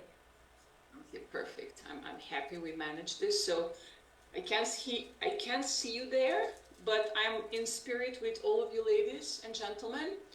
And I'm very grateful for the opportunity to present today. Actually, this is something that we've been working on with Emily and Gordon and UMD over the last year, and prior to that we have already had discussions how to make this bigger and better, because what we're trying to do is really bigger than all of us individually. So briefly about me, I'm showing this slide as an intro of what is to come. So I will touch on who is it that I am. I was born and raised in a country that doesn't exist anymore. This was Yugoslavia. However, I was born and raised in a family with a very strong Macedonian national identity. And this is what has been essentially what has been driving me throughout my life personally and throughout my career. I graduated from medical school in Macedonia. I spent most of my professional life in the US. All my graduate and clinical training took place there. My father was the first defense attaché. I had the privilege to be part of that first Macedonian embassy with our ambassador, Ljubica Achevska. And this is how I got to know Meto. This is how I think at that time UMD started taking its roots. So it's been many, many years later. Here we are again trying to join forces in doing something again bigger and better than us.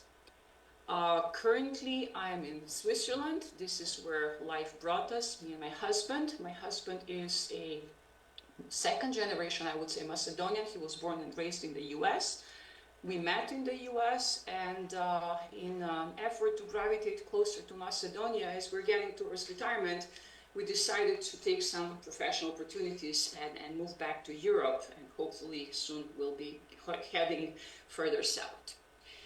So this is how we started getting involved with the humanitarian organization Utešitelj and Orthodox missionary centers within Nektari Bitolski, because originally my family is from Bitol, or what we would say Stari Bitolčani. And somehow, some way or another, I ended up still there and ended up meeting these beautiful people. So I'll just touch base on what is that we do and who we are in a bit more detail. And then the Summer Orthodox Youth Camp is something that has been in the making verbally. It was a Weber discussion for those older that still use Weber. And it was an idea that, thanks to God, it happened and it materialized in a beautiful summer camp already 2 years in a row, and the third one in the making.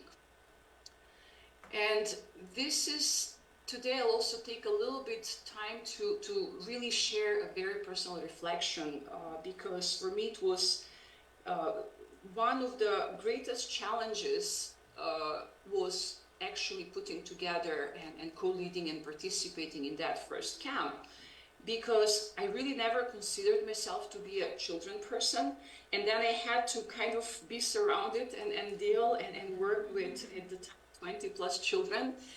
But then I realized actually what really matters is them, and it went from, oh my God, how I'm going to do that, to now I'm just looking forward to the next camp where I can hug them all and I can really spend time with them all.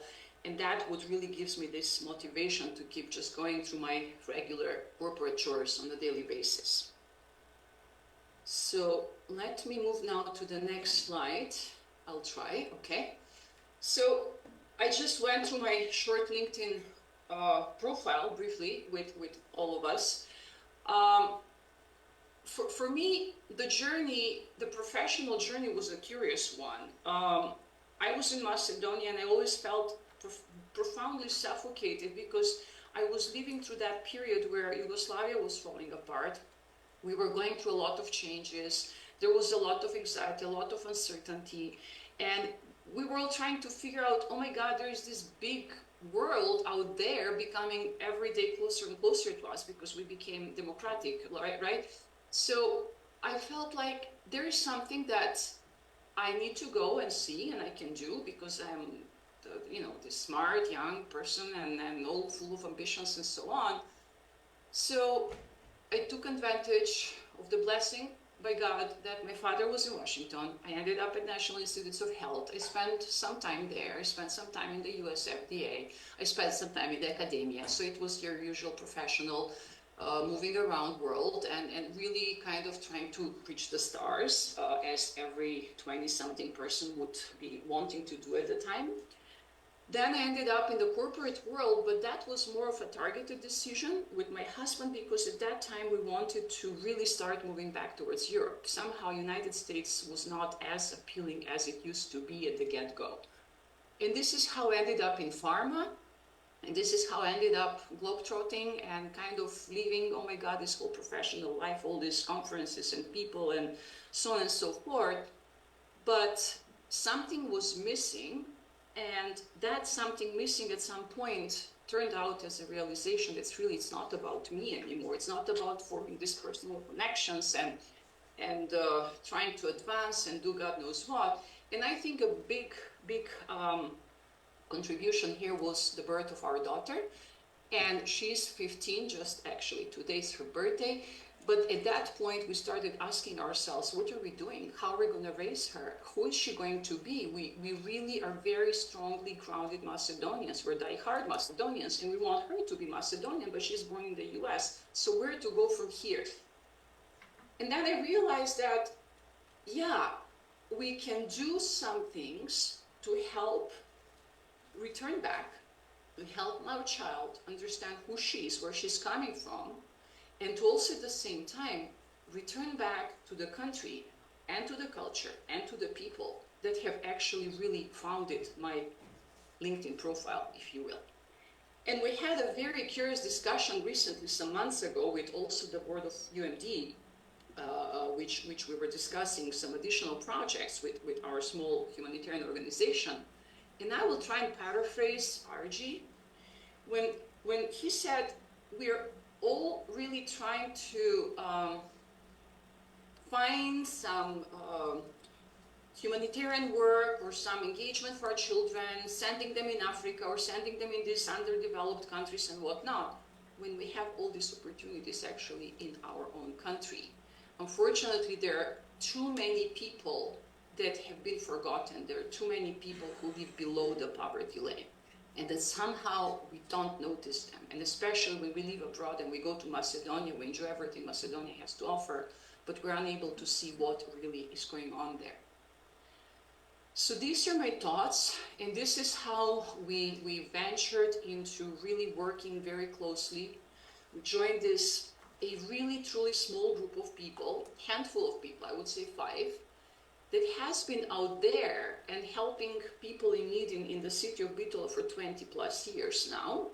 The name of the organization is Uteshitel, and we have been, my husband and I, working with them for the last 7 years now. Today, just the brief statistics, we already as an organization support over 60 families regularly, irrespective of ethnicity, religious beliefs, and we provide for medications, living expenses, school needs, and many other things that come and go during the regular day-to-day life of these people. We provide a lot of personal and emotional support, which is very needed actually for the children of these families. And this is our target group now, where we're trying to break that vicious circle of, yes, poverty and despair and disease and many other things that have plagued the families. And we're really trying to essentially take these kids away from the street and sort of give them support. Teach them how to work, give them some employment opportunities. We're liaising with a lot of local business people in Bitola to help these children get on their feet and really be able to start off their lives at a fairly equal level with the rest of the children in Macedonia, at least. And then, among other activities that are listed here, these are listed from the website, which is fairly rudimentary, but for those who are able to read Macedonian, you can take a look what's going on. And for one of the actions that we're doing is also that for major holidays, among other things, we're also organizing big actions where we provide nice put together packages with food and meals to the needy. And this number of families is beyond what we're regularly supporting. Last year, there were about 100 families that were gathering packages for this year for Easter. For Velikdan, it will likely be even more because the life is getting more difficult rather than improving, unfortunately, in our home country. So this is just, again, an excerpt from our modest website from Urteshitel to share. These are the people that we're trying to help and support, and I have, and my family have been joining every Holy Friday in the last 3 years to actually go and visit them at home or meet them at the meeting point where we're organizing and delivering these packages. And if anything, there's always a smile on their face. And what touches us deeply is that no matter how difficult the life has hit all these people, they're actually full of love and blessings, and just very grateful for that little package that they're getting from us on that day and many other days throughout the year. So this is the second sister organization, Sveti Nektar Bitolski. Sveti Nektar is the saint patron of the city of Bitola. And this was formed again by the founders of Utešitelj with the goal to be more of a evangelical missionary center. And with this organization, we started organizing the summer youth camp, but also we're publishing. We have already published 3 or 4 really wonderful faith-based books, but they're really moral and ethical teachings for the children. Then we're trying to, we're filming already some of the, again, Bible-based stories for the purposes of moral and ethical upbringing of the children. And we have certain additional activities that we're trying to expand, but there's always the need of people, there's always a need of money, and hopefully we'll get there one day. And then the camp is the gem of our activities, and this photograph here is from last year camp, which we held in the Hotel Lakeview in Oteševo, and this was the last day. We were all getting ready for the liturgy of that Sunday, but it was just kind of nice photograph that I wanted to share with all of you. For more, you can go on the website. We're also trying to develop this one and read and see a little bit more. So now I'll just share with you our experiences from the summer camp. So these are photographs from the 2023. This was our first summer Orthodox youth camp. For this camp, we gathered about 20 children. Most of them were children from the families that we support with Utešitelj. Everything was covered for them. This was fully privately funded, and we were very fortunate to be staying in the beautiful monastery of Sveta Petka in the village of Velgošte in Ohrid. We had a lot of activities. It was not a stay there and be there all day kind of camp. Rather, we're very mobile. We move around every day. We visited Svetinaum. Here you can just see an excerpt of the monastery. We were at the beach, we were visiting Ohrid, we were hiking in the Pelister, and we did a lot of activities, but we also were learning a lot of Orthodox Christian basics of ethics, moral behavior, discussions with the children of problems. So essentially who we are and how we need to behave and to be in this world so that we're better people. And then we had guests who were teaching chanting, Byzantine chanting. We were having guests who were teaching drawing. Then we had, among other teachers, a teacher who is a Macedonista, and she was also sharing and teaching our children about Macedonia, really about the history, the cultural heritage, and that it's not only the current Republic of Macedonia, but it's really in the broader sense who we are as Macedonians. So this was for me that moment of, I went in with my naivety. Okay, I know how to deal with the corporate world, with the big team and organize them and run them and everything, but then all of a sudden these are children and they cannot behave the same way. And I was stressed for the first 2 or 3 days, and then I asked myself, what am I doing? This is a lot of love here, this is a lot of giggling, a lot of little mischievous things going on, and then on the other hand, the children are also trying to get to know each other, to get to know us as adults. Most of the adults that were there knew the children, again, through the humanitarian organization. So I think I remember the day when I said to myself, okay, it's morning, and now I need not to rush, or I need not to behave the way I behave daily, because I just need to enjoy myself. And I allowed myself enjoyment, so that by the end of the camp, it was that so much love was there that surpassed or overcame all the frustrations, all the sleepless nights, or we were sleeping 3-4 hours a night because we were constantly cooking, we were trying to provide for the children, we were transporting them around. And that was the moment where I realized, yes, there is something bigger than us. And yes, we need to do this again, no matter how difficult and challenging that has been for all of us who were there for the first time with these children. And as a result of that first camp, God blessed us with a second one in 2024. And this was really a huge success because not only we took the first 20 children from the same families in Bitola, but also we opened it to other children, and this time they were able to pay for themselves. It was kind of like supported with private funding for 20 children, and then the children were providing for themselves or paying for them and their participation. This time we had children from Bitola, Kumanovo, Prilep, Ohrid and Skopje, as well as we involved a small number of children because of personal connections, who we know and how we know, that came from Romania, Slovenia, and my daughter from Switzerland. We had new adult volunteers, and this time we had a full-time physician. This is my best friend and actually godmother of my daughter, who volunteered and came there. So everybody was happy, everybody was kind of feeling very secure. Then it was a big thing for us this year, that was 24 year actually, that we received the blessing from Vladika Petar, who is the Metropolitan of the local Presvo-Pelagonian Diocese of the Macedonian Orthodox Church.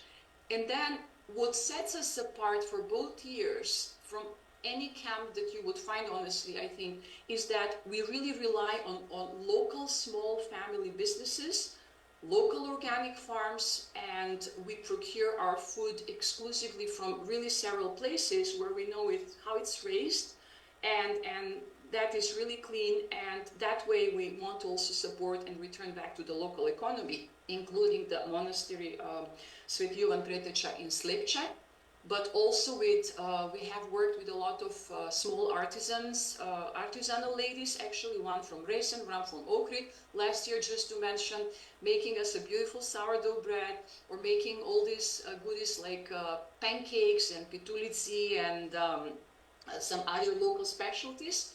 And then we were housed and hosted beautifully by our own family. I mean, many of you probably who live in New Jersey would remember the family from New Jersey that moved to Oteshevo and bought the hotel there. And this is the Lakeview Hotel now, so it's Liliana, Lubin, and Alex, and I really forget their last names. But we hope, and we're already negotiating, that they'll be hosting our camp for this year as well, and we're looking forward to returning there.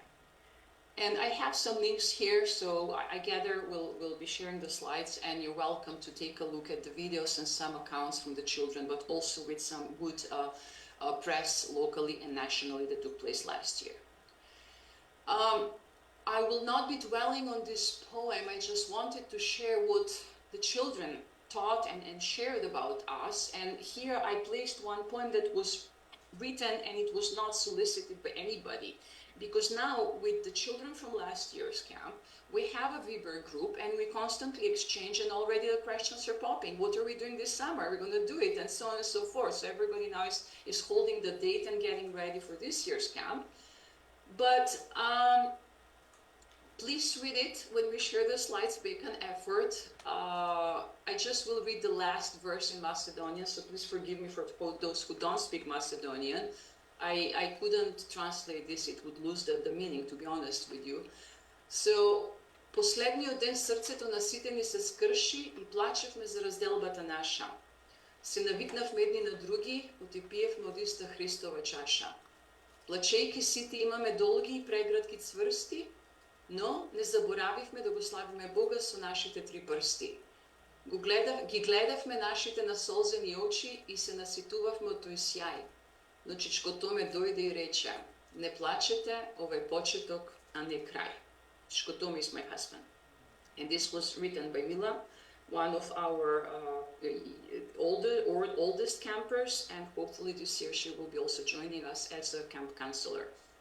And I will just play, also in Macedonian, one video that it's a very short clip, just a testament. Again, it's in Macedonian, but please bear with us. This is Jovan.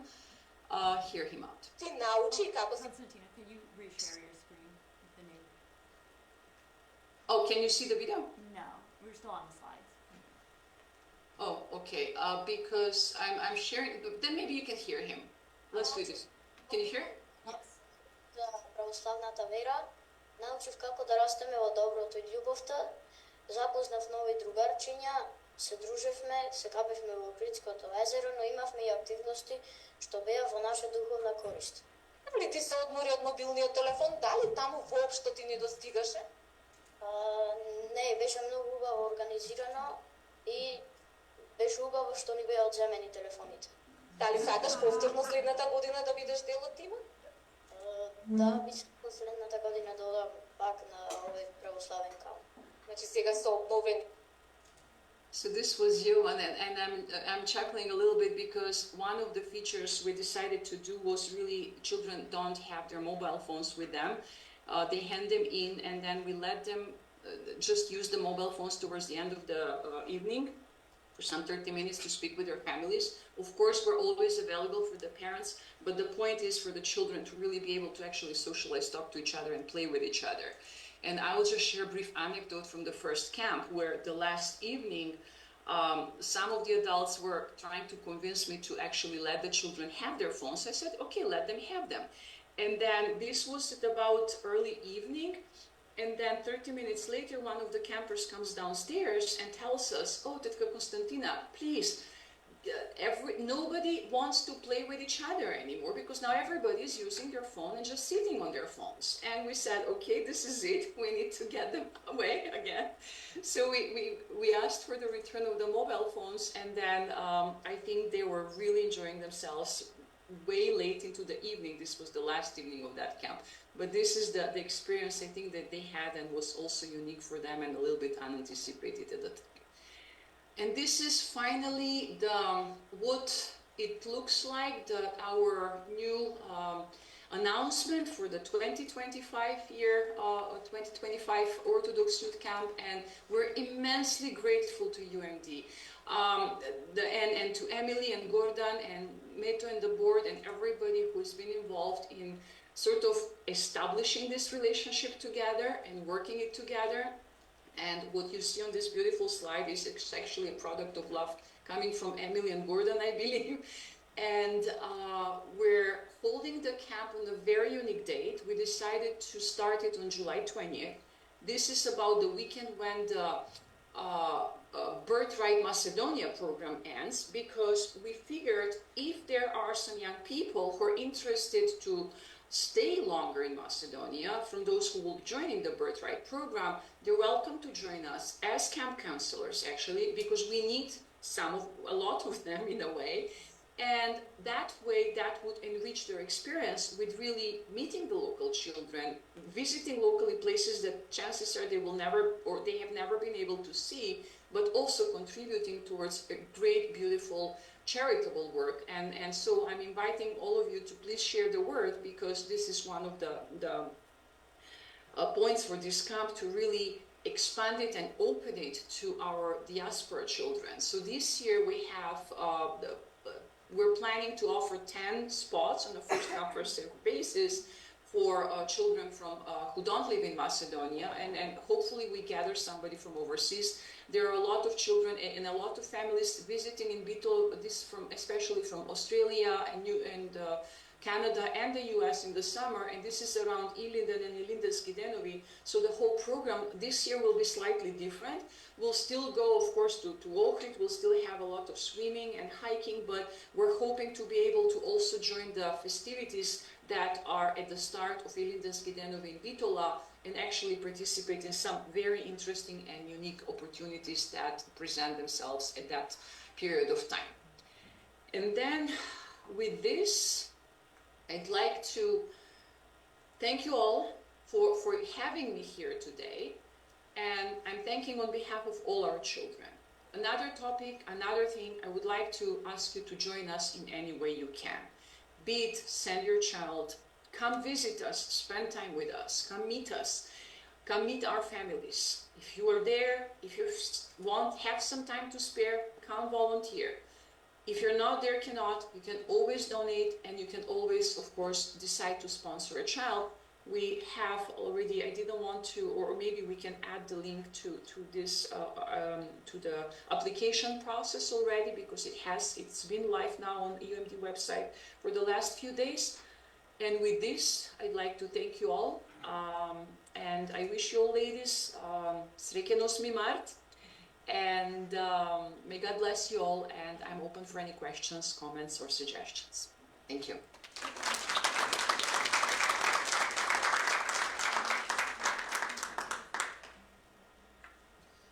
Thank you so much. We really appreciate that. That was amazing. So just really powerful session and touching. And I'm gonna open up the floor now to any questions. So if anybody has any more questions.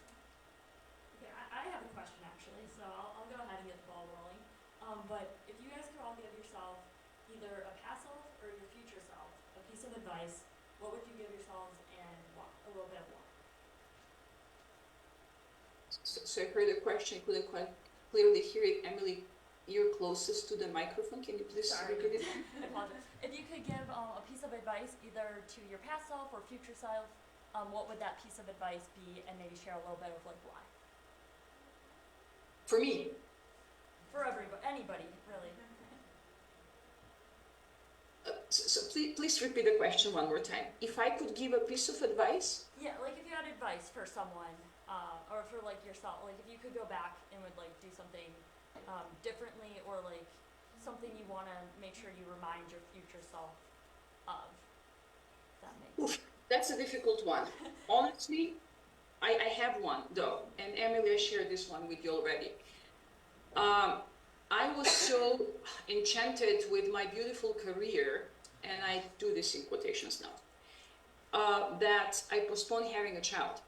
And if there is anything in this world that I would like doing differently, I would say to every young woman, professional, non-professional, doesn't matter. Start the family first. Make a big family, raise them. There's always time for career, but the clock is ticking for when we can become mothers. And I had, when I was doing my clinical endocrinology fellowship at the NIH, the head of the program, Dr. Caroline Bondi, she was one of the top neuroendocrinologists in the US at the time. I'm talking about 20 years ago now. This lady was always adamant to tell us, and how she started her career was, she graduated from college, she had her family first. She raised her children, not working, being stay-at-home mom. And then in the mid-30s, she went to medical school. She graduated with honors. She took her master's degree. She was pursuing her PhD. She finished it all. She did everything that one professional can accomplish, and she gracefully retired as perhaps the most accomplished, not only professionally, but also personally, because she had a family of 4 children. And this is what I'm missing. This is, if I can turn the clock back, honestly, it would be getting married, have family, have more children. This way I have robbed my only child of at least 10 years with me, myself with that, and then also I have robbed her of siblings. Everything else God will provide, but the family would be first. This is something that's the only thing I would change, honestly. Everything else, it's given. That has been my timeline.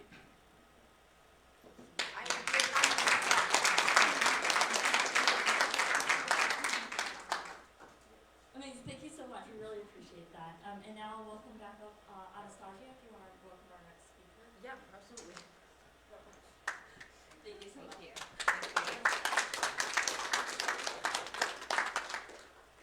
So our next session is sure to leave you feeling inspired. We are honored to welcome. It's still me. Welcome Irena Borzova. She's president, CEO, and co-founder of Health Genesis Corporation, and she's going to share more on the dance of success, mastering balance, discipline, and passion.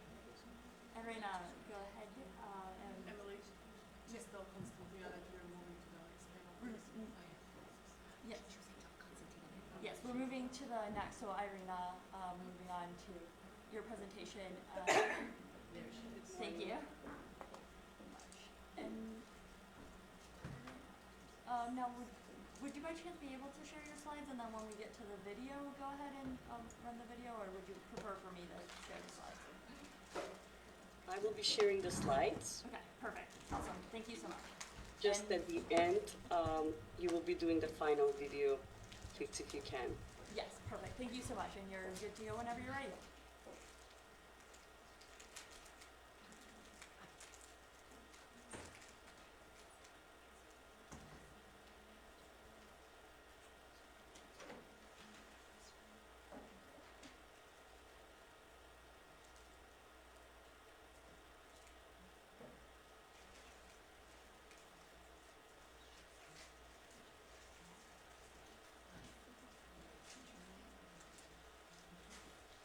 Yes, we're opening the presentation. Okay, thank you.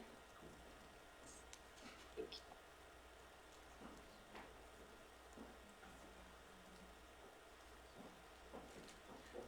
you. Good morning to all the wonderful women that are here today on such a special day. I want to wish you happy 8th of March, Srećen 8. Mart, Денот на жената. Emily, can you see the presentation? Yes, we can see the presentation. Wonderful. So I'm really humbled and grateful to be here with all of you strong women. I want to thank the United Macedonian Diaspora for having me. It's really wonderful to be here among such wonderfully established women, all from Macedonia, and to be put against amongst all the wonderful ladies that spoke earlier, and they will speak after me. My story starts in the beautiful city of Ohrid, and as you can see, I grew up in the old town of Ohrid. You can see my family, my dad and mom in the picture there above. I had a beautiful childhood. I remember playing in the old city of Ohrid, going accompanying my grandmother for coffee with all the babas. They were meeting in the local churches, in the little churches right next to where I lived, and it was just an amazing experience to grow up in such a beautiful country and such a beautiful setting. Ohrid, as you all know, is magical. It's beautiful. I remember being one of Tito's pioneers. You know, I believe I was one of the last generations of becoming Tito pioneer. All the memories I have of growing up, my childhood in Macedonia, was celebrating with family, the focus of family and friends, going to beautiful trips together, celebrating, dancing all throughout at all the celebrations. And it definitely was a dream childhood, one that I will never forget. And I believe very much the reason why I am who I am today is because of those experiences that shaped me growing up. I also remember the 8th of March as a celebration. I remember my mother, how happy she would be together with all her friends and all her colleagues. All the celebrations, how there were so many flowers. You had to get a flower for your mom, your grandmother, your aunt, your neighbors. It was just really beautiful. Women were celebrated like I really have not experienced such a thing here in the United States, not even on Mother's Day, I believe. I really was fortunate because my family really invested in my education. I have to say that I was raised like a boy in some ways. I never felt the difference. I do have a younger brother, but from a really young age, you know, my father got me a Vespa, so I drove through Ohrid in that Vespa everywhere. I even raced with the boys, and it was just beautiful memories I have. So when at 15 I decided to come to the United States, because I wanted to be an exchange student. My parents supported me, and I came to Nashville. You know, I was staying with a wonderful family. That you see the picture there below. That's my American family. It was a wonderful experience. It was 1992, and unfortunately, as many of you know, in 93 is when Macedonia basically separated from Yugoslavia. So I had a choice. I had a choice because of my wonderful host family to stay in the United States or go back to Macedonia. I was an adventurous spirit, and I said to my family, I said, this is probably an opportunity of a lifetime. I would really love to have this experience, to go back to the United States and continue my education, go to college there. And my parents supported me in that decision. So I came back and I went to Middle Tennessee State University and started studying there. I studied business, and not shortly after, within a few years, I met my husband there. In the corner you can see that his name is David. And the rest is history. We actually wanted to be entrepreneurs. The vision that we had is we wanted to create things. And, you know, I'm really, really thankful to the Konstantina Vanevska for mentioning the importance of family. Even though I have to say Health Genesis Corporation was my first baby, I did have 3 other babies afterwards. And you can see our little baby Isabel there in the picture, playing with the boxes and the vitamins. She thought that those were rattles, and so she really loved playing. We would put her in a box, and she would play with all the vitamin bottles and just have the best time. Health Genesis is a story, I always say it's a story of love, because I met my husband, I fell in love with him, and he was quite a visionary. He had big dreams, and I, as any good Macedonian woman, really wanted to help him. I really wanted to be there to help him in all of his visions, and he had a lot. I also have to say, because my upbringing and my education, I also was able to steer him and help us focus and organize the things much better. So I'm more of the integrator behind everything. We started in a 2-bedroom apartment with no furniture, and this is in 97, 98. Back then, the computer was something new, internet was new. We decided to have an online store where we would sell vitamins and supplements. So we actually built our own Yahoo store. People thought it was funny because they would come to our apartment, didn't have much, and they were like, what are you guys doing? We're like, we're working. Oh, you're working on computers, huh? It was quite funny because I don't think people believed. And that moment, we probably even, we just were having fun. It was really fun and exciting. We were part of something new. We were creating something. We were every day creating, and this was exciting for us. We took a chance on our beliefs. So if you can get a couple of things from me, I really want to inspire you. One thing for me all throughout my life is I've shown up. No matter how hard it has been, I have shown up, and that's only 80% of your success.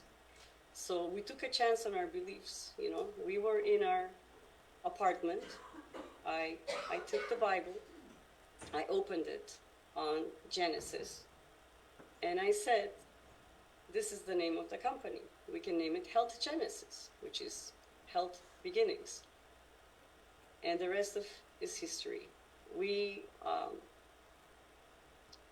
as I said, have 3 beautiful children, as you can see in the picture, Isabel, Vanessa, and Daniel.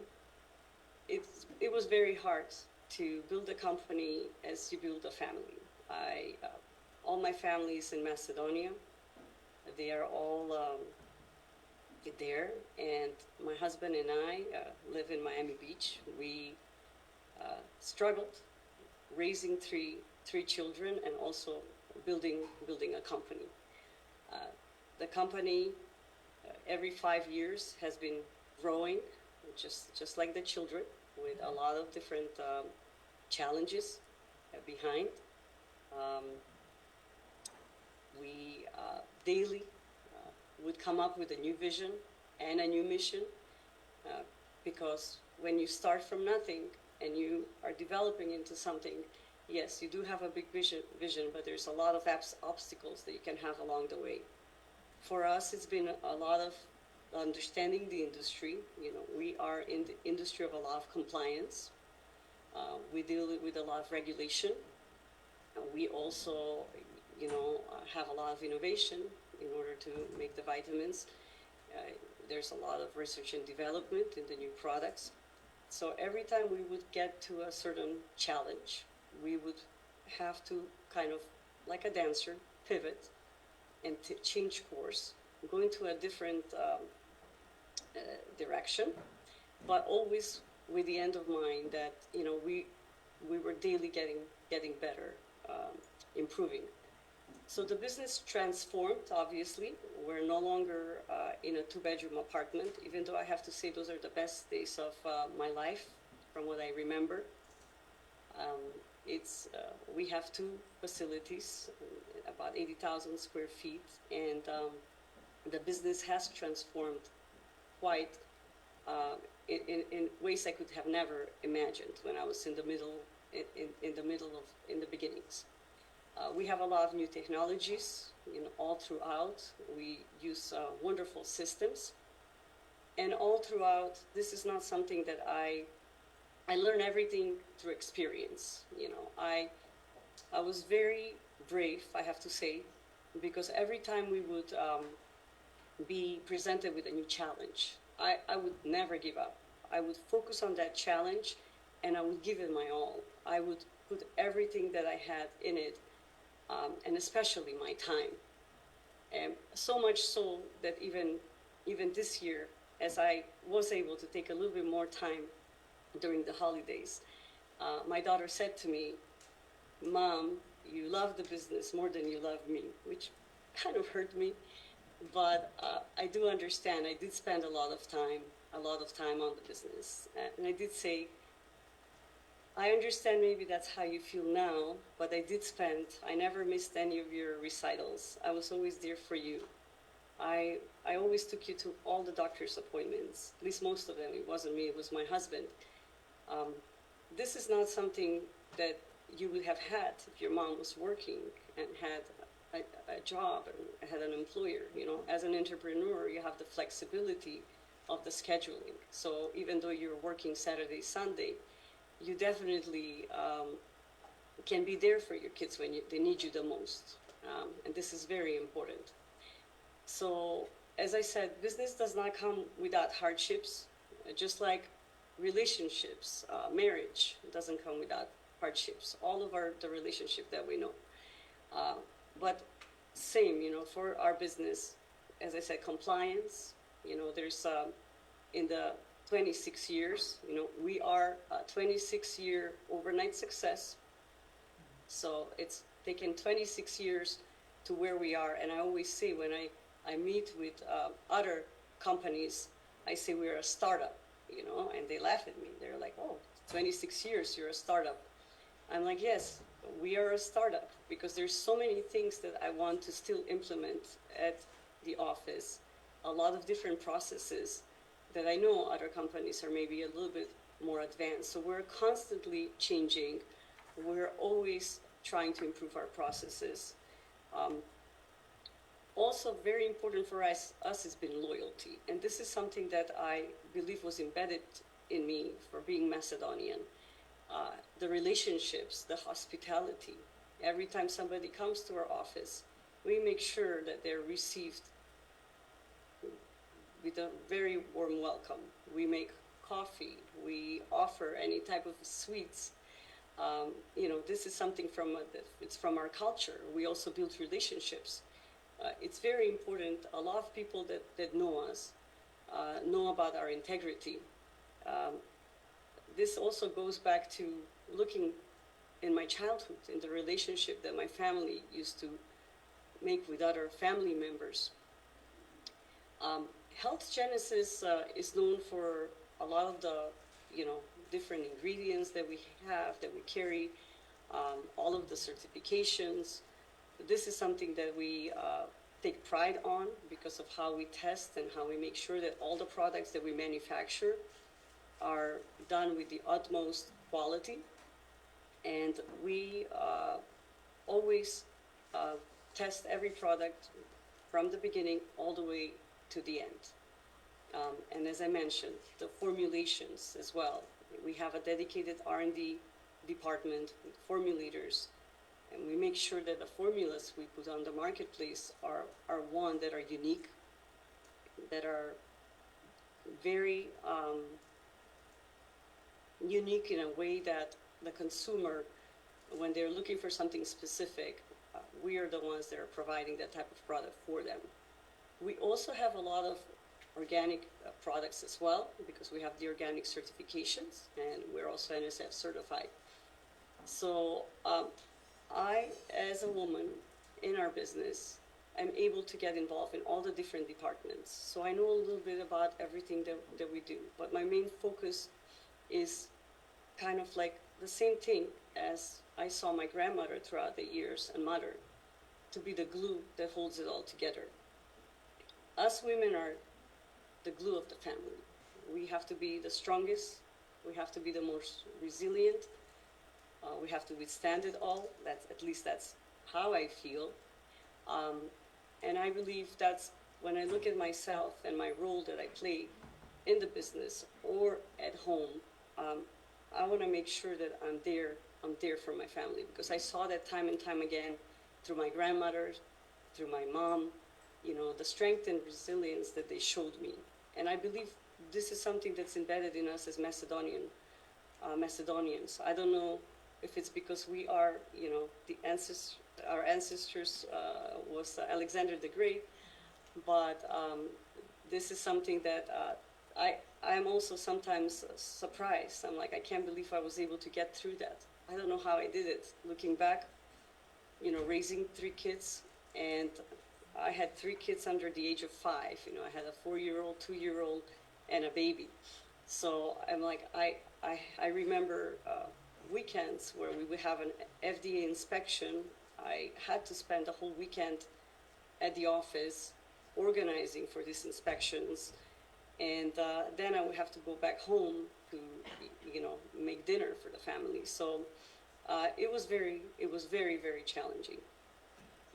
We offer private label services as well, where we can label somebody else's products and make it their own.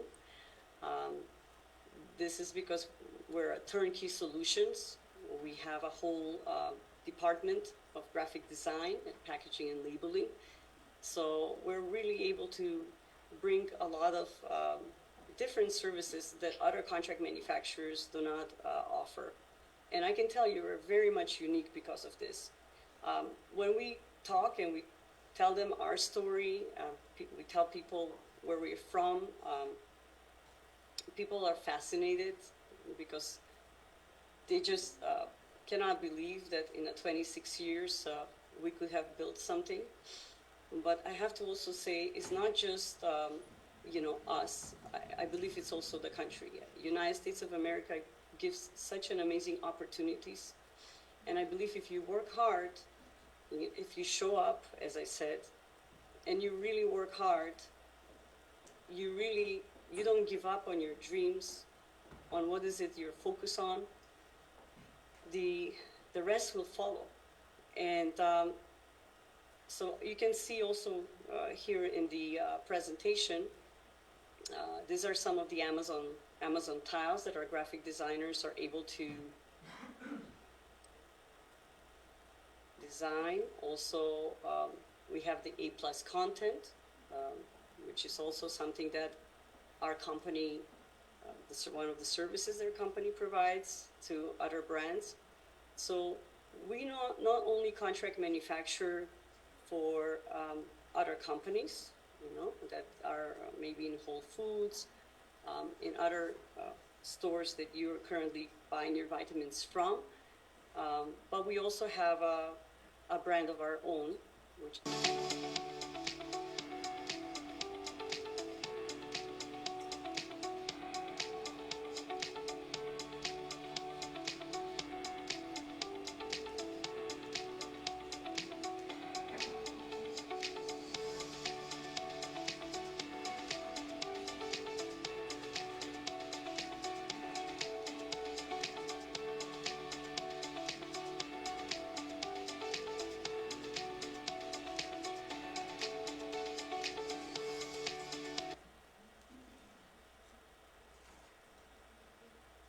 so that's just a little bit of what the graphic design department is able to produce.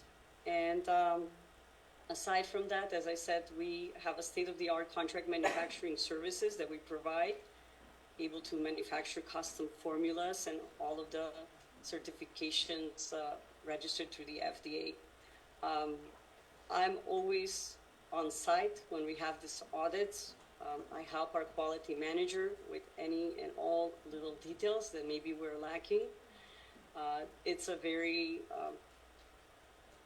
grueling process. It can be very stressful at times, but we are thankful for all this inspection because it really helps us to be the best version of ourselves, the best version of the company, because they always are, even though the last 2 FDA inspections we had no observations, we are able to really focus on the compliance. If they do find something, we can always correct it.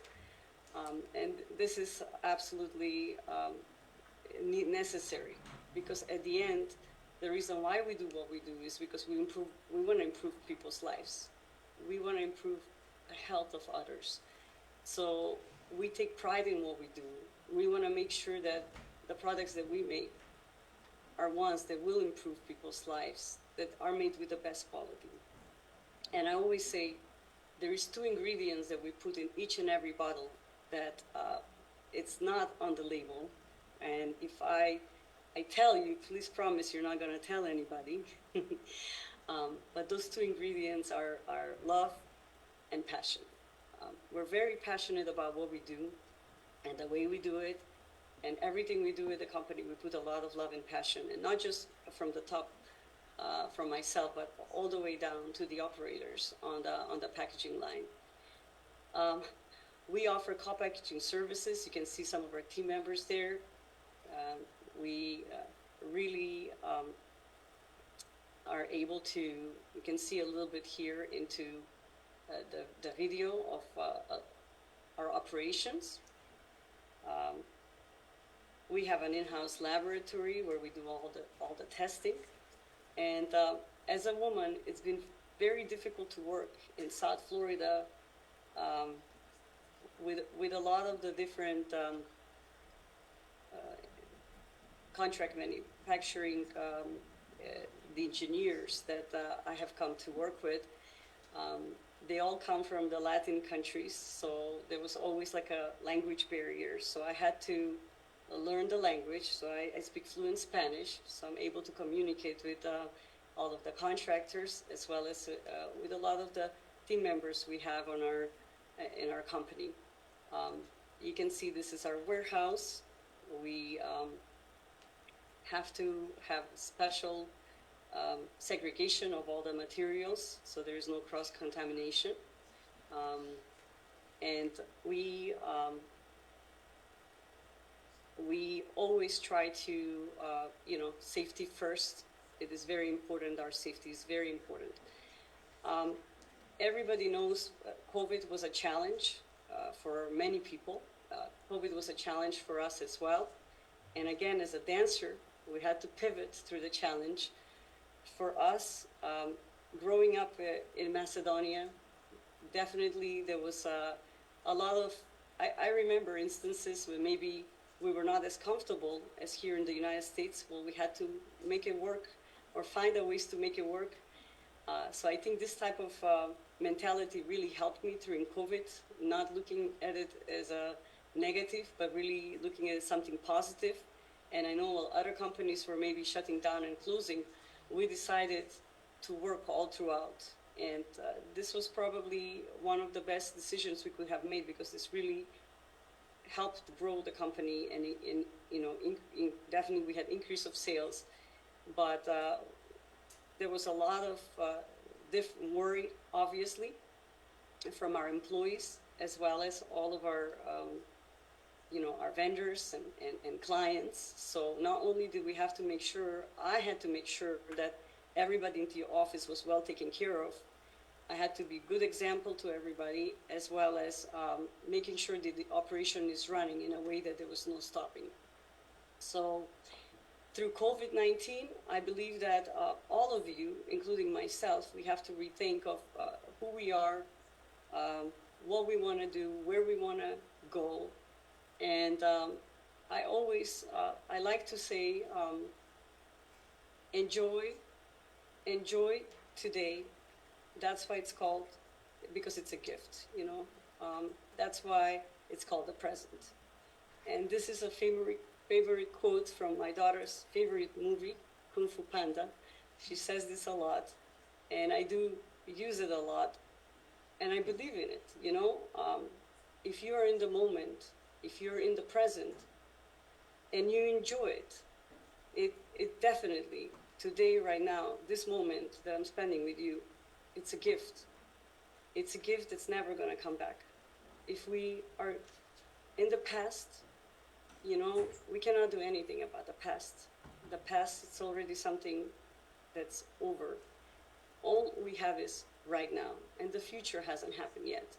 So I definitely, COVID was one of those times when I really realized this is now, and this is right now, and you have to start living right now. So at that moment during COVID, I actually started rethinking of who I am, who is Irena, what does Irena want? I was very fortunate that during that time, I had one of our HR advisors that was able to introduce me to a women leadership group, and there was an actual class that was starting a program, a 3-month program, who I became a part of. And I'm never going to forget how, entering into this program, I was thinking, I'm so excited to be here, because I know this program is going to help me to increase our sales, to improve the business, to improve the processes. I was very focused on the company. I was not thinking about myself, and obviously the balancing company with the family at home. And I was like, I believe this class should give me some tools that when I come and apply them, the business is just gonna grow. So when I went into the first class, and it was women-led, it was called Women in Leadership. It was an amazing group of women, coaches, mentors, and much to my surprise, I found out that this class was not going to be anything that was going to help me with the business. On the contrary, they were going to focus on me. So, mind you, I had not focused on myself, probably in the last 20-some years, because I was so focused on the business, I was so focused on the kids, I was focused on the house, as any good Macedonian, grown woman. Of course, I can make baklava and palachinki and, all the traditional stuffed pepper Macedonian meals. I had to come home and, make those meals. So I was very, very much involved into making sure that everybody else was okay, and I was not really thinking about myself. So when the women said, this is going to be a class that we're going to be focusing on you, I was like, I don't need to focus on myself. I don't have time for myself. And they said, wow, this is not okay. You have to make time for yourself. And I was introduced to the concept of be, do, have. I had no idea that becoming the person you want to be was actually something that I had an option. And this is the first time that this concept was introduced to me, I jot down all the notes, I took everything, and I was very skeptical about it. I was like, I've always been operating out of do. If I do this, I'm gonna have this, I'm gonna be that. With that said, you know, it was really amazing. So I started working on myself. And this is something that COVID was able to bring, you know, this change in me. And I know a lot of you probably had a similar type of change. So another, as you can see on the screen, Biofix is one of our brands. This is a brand that we have been able to, since 2006, everything what we believe behind the brand. Again, this is the same company, Health Genesis, our team of 100 plus some people. Works tirelessly every day to bringing new products together under the Biofix brand. So you can see a little bit of a few of the products that we currently are selling. And Irina, I apologize to interrupt, but we are running a bit behind schedule. So if you don't mind, can you give like a last 30-second closing remarks, and so that we can get to our next speaker before our scheduled lunch. I do apologize for any inconvenience. No, absolutely. Wrapping up. No worries, no worries. Okay, so I'm going to go through the slideshow quickly.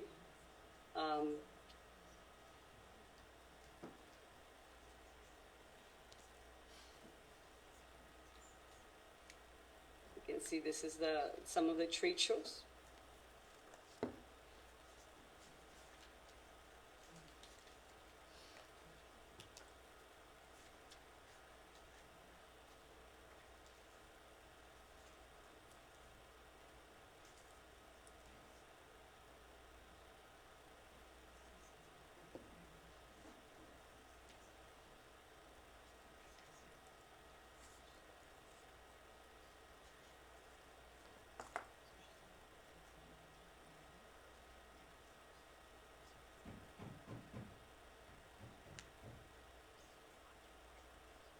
It's very important to mention that we participate in a lot of events. We also help a lot of different, the Venezuelan project, aid. We are able to sponsor this specialty protein. We are part of a lot of different community outreach. And as I said, if anything you can learn from me today, if I can inspire you, show up, don't give up, and praise God. It's a lot of prayers. A part of, because of what happened during COVID, and I was able to think about who I want to be. My coach told me that I needed to slow down. So one of my dreams growing up in Ohrid was to be a ballerina. I did not have the opportunity because there was no ballet school. So as a result of the class I took, I decided to take on ballroom dancing. And you can see in the picture, I currently am second in the United States in the bronze level. And if you want to, Emily, you can go ahead and play the video. For time-wise, is it all right if we share the video afterwards with participants by chance with that? Absolutely. But we'll make sure to get you everybody that, and if anybody has questions or needs to get in contact, we'll make sure to pass you along. Thank you so much. We really appreciate the night. Thank you so much. All right. Martina, are you ready to go ahead and let's introduce? Give me 2 more minutes. I'm setting up. Sorry. Yes, let's get our introduction. Are there any questions for Irma? Yeah, do we have any questions?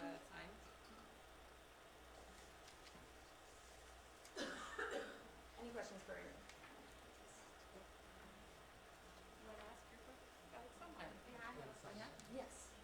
Alexander, do you want to come to the computer if you don't mind?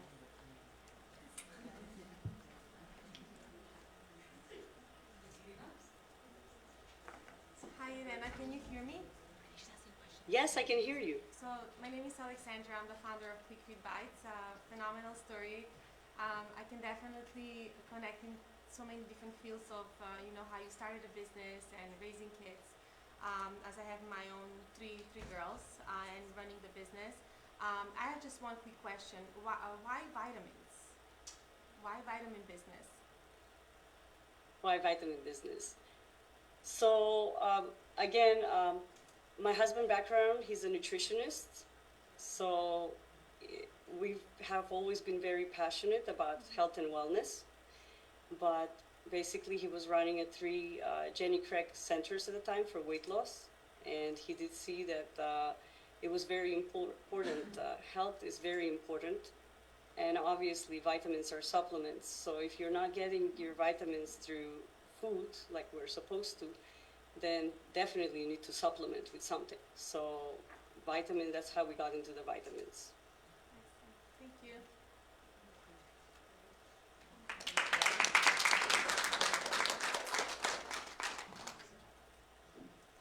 So next we have a truly inspiring story of breaking barriers, and please join me in welcoming Martina Divoska. She's a published research scholar, airlock, astronaut, and founder of the International Space Alliance. Her work not only extends beyond the stars, but also highlights the importance of pushing boundaries in both science and leadership. We're excited to hear about her journey and how she's making an impact on a global scale. Hello everyone, can you hear and see me? Yes. First and foremost, happy International Women's Day, or srećen 8. mart na site dami. I'm so grateful to be platformed alongside incredible female leaders in the room or online. And I'm grateful that I can educate most of you about space exploration just because space is a niche industry. And I feel like there's a lot of competent Macedonian women that can actually delve into space exploration through my guidance or help. So my personal story is a lot of pivots in my journey. Just because throughout my vast space extensive education, I predominantly lived out of a suitcase, chasing one opportunity from another. But a bit of my background, I come from Kičevo, Macedonia, and space really felt like a really distant dream. We naturally have no space agency and no space industry and no space pathways for people. So with a Macedonian citizenship and no pathways, for example, Macedonia cannot be a part of ESA or a part of NASA. Usually Brazil or France or Italy, they do have pathways, for example, for space. If they have their own space agency, they have NASA pathways, right?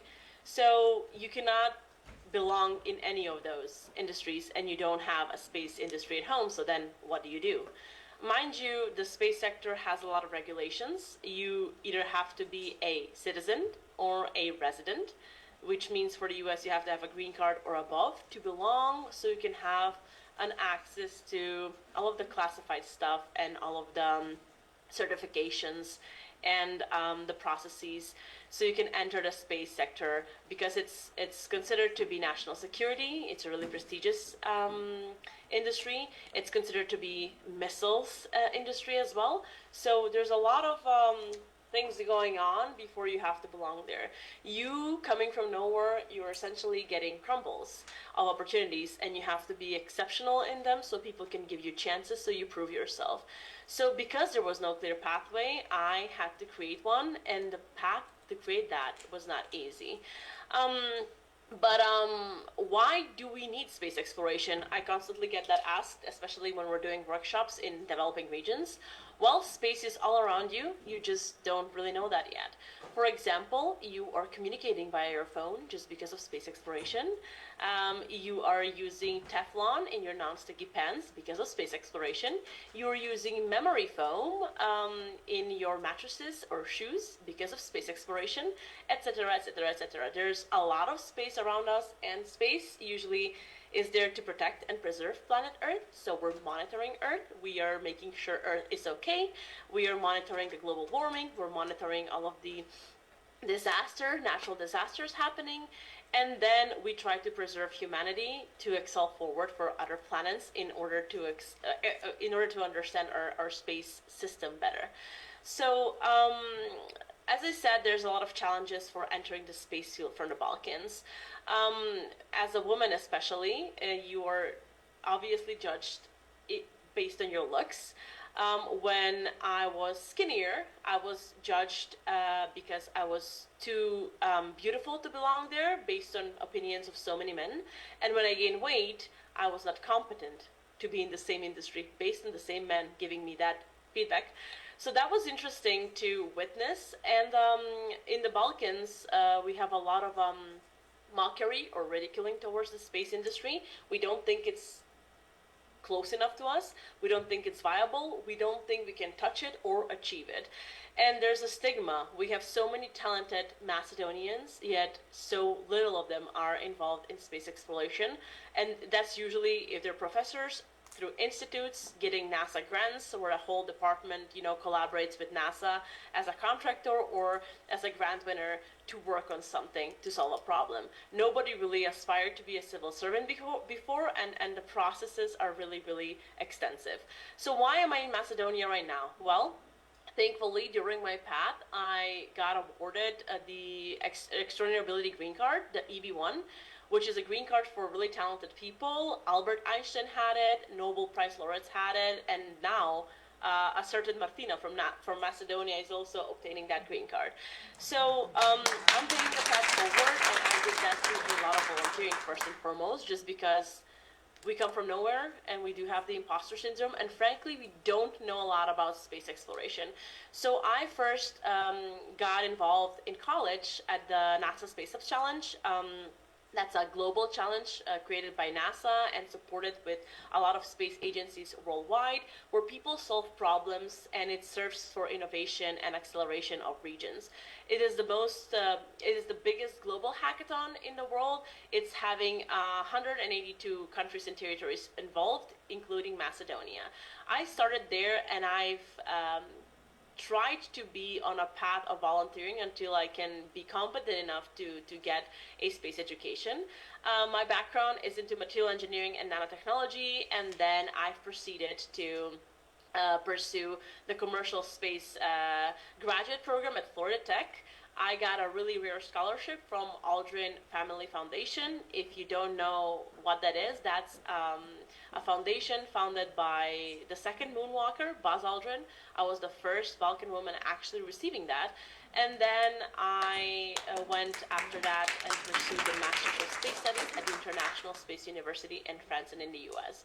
So clearly from the get-go, I could reevaluate both worlds, the European space sector, just because France is connected with Germany and Spain and all of the countries through ESA, but they also have their own individual space agencies, but also in the US. And because of the advancements of the space industry, I decided that the most advanced industry and the best fit for me is United States, obviously because of the language, because I speak it, because of the culture, because I know how to fit in the corporate US culture. And I went to actually get a green card. So if you're coming from Macedonia, actually, and then you want to pursue a career for, let's say, the IT sector because of Google and other big companies, you are going to go through 4, 5, 6 interviews, and they're going to give you the H-1B visa. I'm just putting things in context here, so follow. With the H-1B visa, which is a work visa, that's how a lot of our talent migrates in the States, especially Silicon Valley, California, and they're staying there and then they're applying for a green card. Because of ITAR and other regulations in the United States, you cannot have a student or a work visa. It doesn't matter which student or work visa you're having, you cannot even enter a NASA center unless you're invited. So NASA centers are really having protected research, but they do have theme parks. So usually when our folks are going to NASA, they're going to a theme park that's open for the vast public. It's like an amusement park. It's like Disney for, pilots and the space sector. And you buy a ticket and you get to that theme park and you can see around all of the interactive exhibits. But to actually enter NASA, you have to be either a resident or a citizen. So that was the first challenge on the get-go. So I had to figure out how, from my volunteering activities to the NASA Space Ups Challenge to then my education, I can actually, belong in the space sector with a job, which was hard to do because you cannot apply for the jobs.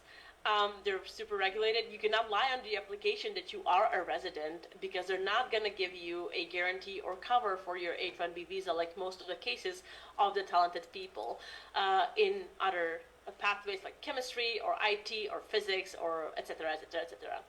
So that's one of the biggest barriers, and this barrier exists everywhere around the world. So from France, the same processes to the US, the same processes to Germany, the same processes when you want to work on something that's concerning national security in a way. So that was the pathway that I had to figure out. And to get the green card, you have a lot of extensive paperwork to be done, and you have to be competent in 10 categories. So you have to be internationally published, meaning your research, and then cited. You have to have over 100 citations. You have to be internationally awarded from notable space organizations that are really well known. You have to be media recognized from notable US and Macedonian media, like Forbes, like Nova Macedonia, etc., etc., etc. You have to do a lot of proving yourself and who you are through activities and get recommendations from CEOs, from directors, and it's a lot of elaborate 10 steps to get there. After I had that extensive space education, I was finally ready to pursue a dream I had since forever, which is towards human spaceflight and becoming an astronaut, which is so rare, right? Why don't we have astronauts? Well, first and foremost, we don't have a space agency in our country or in the Balkans in general. The only people who had an astronaut flown in space was Bulgaria, 2 astronauts in the era of the Cold War, meaning Russia versus America, and they launched it through Russia. So I knew I could do it. I knew I was physically and mentally capable. I knew I was already ready and seasoned in my research and my qualifications and what I can do. However, I don't have 5 million to 6 million to launch myself commercially, and I don't have a space agency to invest 55 to 65 million to train me at Kennedy, like most of the Arabic countries from the Arabic world do, or other countries. They get an agreement with NASA, they train their astronauts because they don't have the capacity in country, they train them at Johnson's or other training centers, and they officially launch their astronauts on the ISS through a partnership with NASA and a company called Axiom. So I didn't have that, and the best I could do is something called analog astronaut missions. And what are analog astronaut missions? Well, when we fly things to space in a rocket, if that rocket fails or if that equipment fails, that is really, really expensive. It's going to cost you taxpayer money or effort or investment or time, etc., etc., etc. So you have to test those systems on Earth.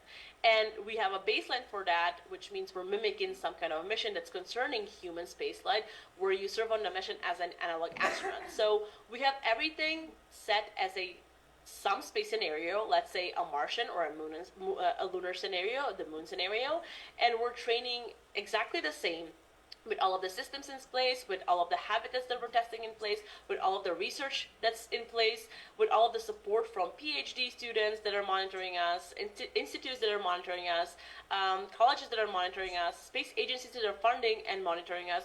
So we're doing all of the testing just to prove the concept so it's ready or better prepared for launch for the future.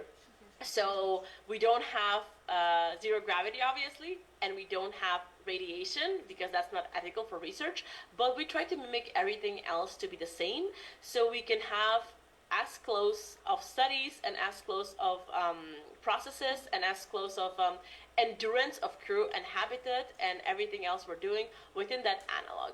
So I was a part of 3 analogs. One is at the University of North Dakota called UND ILMAC. That is a NASA-supported analog through a lot of SBIR grants and other grants involved. A lot of people who are actually doing a PhD at UND, they end up doing spacesuits within NASA, KBR, or other institutions. One of the people that worked on the space suits that we were testing at UND, amongst other research obviously, now works at NASA/KBR for actually developing the next generation of spacesuits. We had so many experiments of us where we are the test ground on Earth, but we also fly them on ISS, so astronauts can test them and we can kind of like compare the data. Then I went to another mission in Spain that is organized by Astroland and Chilice. Those are entities for research. They were ESA supported, and we actually had an ESA astronaut reserve with us. That was our commander, Alex Svoboda, from the new astronaut corps from ESA's astronauts, serving as a commander. So it was really interesting to have, that mission conveyed with a real astronaut where we can learn and train with them, alongside with them, which actually gives a lot of insights of how high fidelity these missions can be and how well supported and well thought out they can be for research. Obviously, the third mission was me ranking up, so I became a commander, and I was in Poland, in Linares, serving as a commander of my third mission, and I have a lot of training outside of that. For example, I have a diving certificate, which is a non-diving certificate that's obtained by astronauts and Navy SEALs alike. I've trained at NASTR for the centrifuge to actually test flight and how we're going to endure that flight mode, and it was really interesting just because every astronaut from commercial to governmental trained there, and I became their ambassador, and I'm still involved in all of that research and crew selection and everything that's happening in these analogs, but I could only go so far. Why? Again, because of funding, and because I couldn't pave a different pathway, just because I mostly, for these analogs, usually the other crewmates were supported by their research institutions or governments or agencies or ministry or space agency. For me, I had to do it on my own, and that's most of my education, just because, for example, for my master's, when somebody's coming from France or Italy, they are paid to go to that master's by their own country to build capacity. For me and a lot of third world countries, we're fighting for maybe one scholarship, that's a partial scholarship, and then we have to work to pay the rest of the education so we can build our capacity, which means you're missing out on networking, you're missing out on buying a dinner for somebody you want to impress, on a one-on-one interview, and you're lacking all of the resources, and you're exhausted, and you're not maybe performing as optimally as somebody who actually has a scholarship or parent support to go somewhere for the education, just because you're both studying a really exhausting degree, but also paying for, the accommodation, the food, and everything else on your own by working another job. So that was really concerning for me, and I really wanted to, press Macedonia to go in the space sector, just because the Balkans is really developing.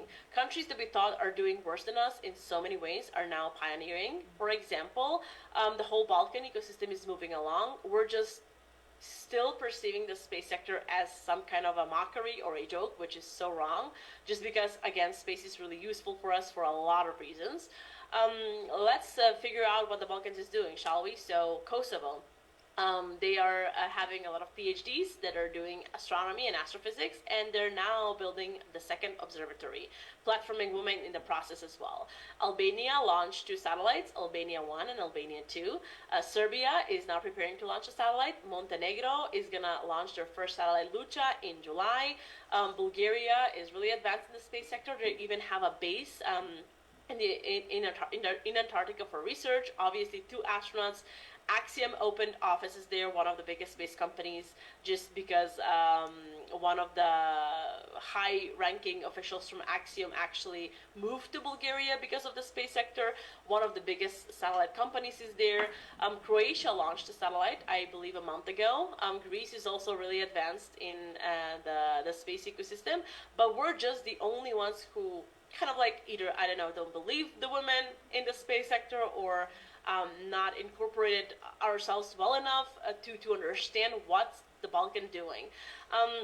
I am serving on a lot of those committees or boards to push the Balkan space ecosystem forward, but I couldn't have that same understanding from government officials or institutions here, just because they don't know how to sort of like convey this. But we do a lot of activities in our country. So for example, in Macedonia, we have joined all of our organizations that are connected to space STEM and similar activities together to draft the first body of unity to maybe lead to a space agency. We've translated UN official documents when it comes to space law, and Macedonian is the aid language that's actually translating these documents, which is a big milestone. We won a lot of grants to build capacity just because we feel like capacity is not well built here and people don't know anything about space exploration aside of some astronomy, which is really, really wrong because there's a new emerging space race upcoming, and now is the crucial time to actually get involved. So for those reasons, I needed a legal entity, and also because of my connections in the United States, I also needed a legal entity there. So I founded an NGO called International Space Alliance, so I can do so many things. For example, in California and in Cleveland, I am running the NASA Space Up Challenges out of NASA Ames and NASA Glenn through something called the NASA Space Tech Agreement, which makes me somewhat of a contractor of NASA. And obviously NASA is so specific, so I always battle the Macedonian media when they just cut everything that I've mentioned and just put NASA. That is not okay. So it's really, the space sector is really detailed and specifically that. So for that, we needed a legal entity, we needed a NATO code, we needed something called a SAM-DUMS code for the US government so we can apply. So after I've made International Space Alliance founded in Macedonia, the easier part for me to not go through all of those legislations, although I figured them out now and I keep them active, was a next step to also launch ISA to California. So now my NGO is both present in North Macedonia, but also in California.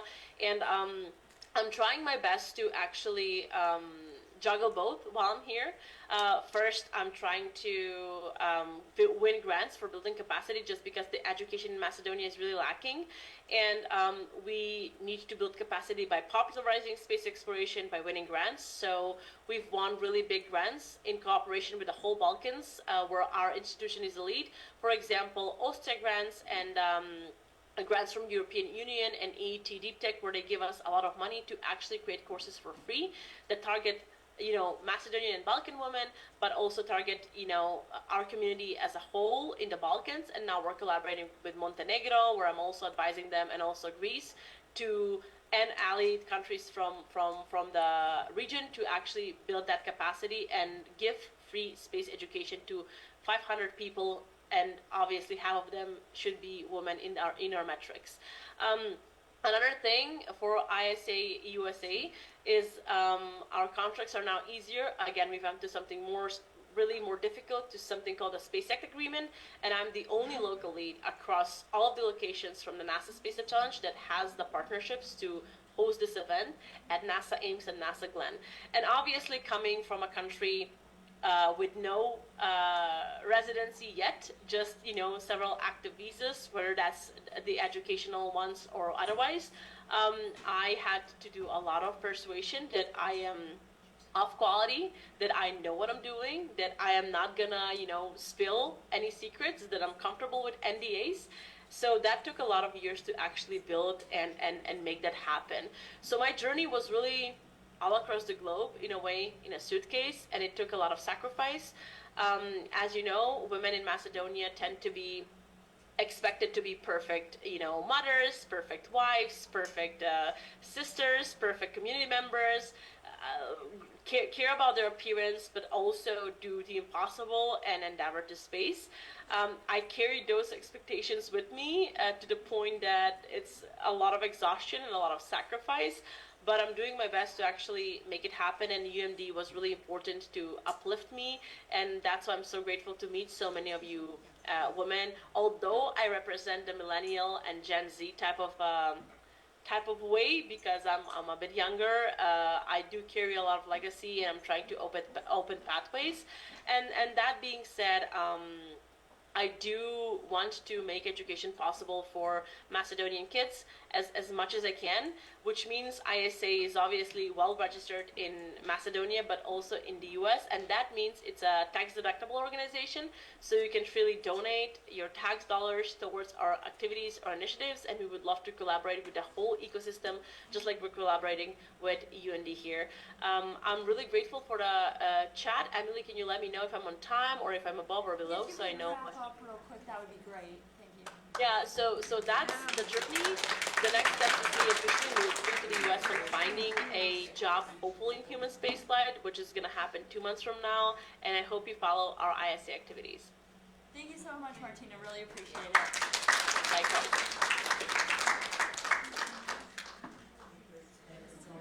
Okay, perfect. So hopefully everyone's been enjoying the morning session, right? I know we do have a very jam-packed lunch, well, I guess afternoon part after lunch. Just a few really quick announcements. So we do have a raffle up here. We actually have the basket as well as 2 gift cards that were donated from Soma Cafe in Waldwick, New Jersey. So whenever you get a chance, please get food first for sure, but then drop in your business card, or if you don't have a business card, write your name on the paper, and then we'll do the raffle after lunch. We also have, so from one of our sponsors, Gabriella from Insperity. She also brought a few other items that should go in swag bags, so it's actually in the back table over there, so again, feel free to grab a few items there. And then right after everyone grabs their food and settles down, we do have a special performance, so we'll make another announcement when we get a little bit closer. But again, please grab lunch. We do have some vegan options, but if you do not see what you would like, please let us know. If there's any issues, just let us know. Thank you. Do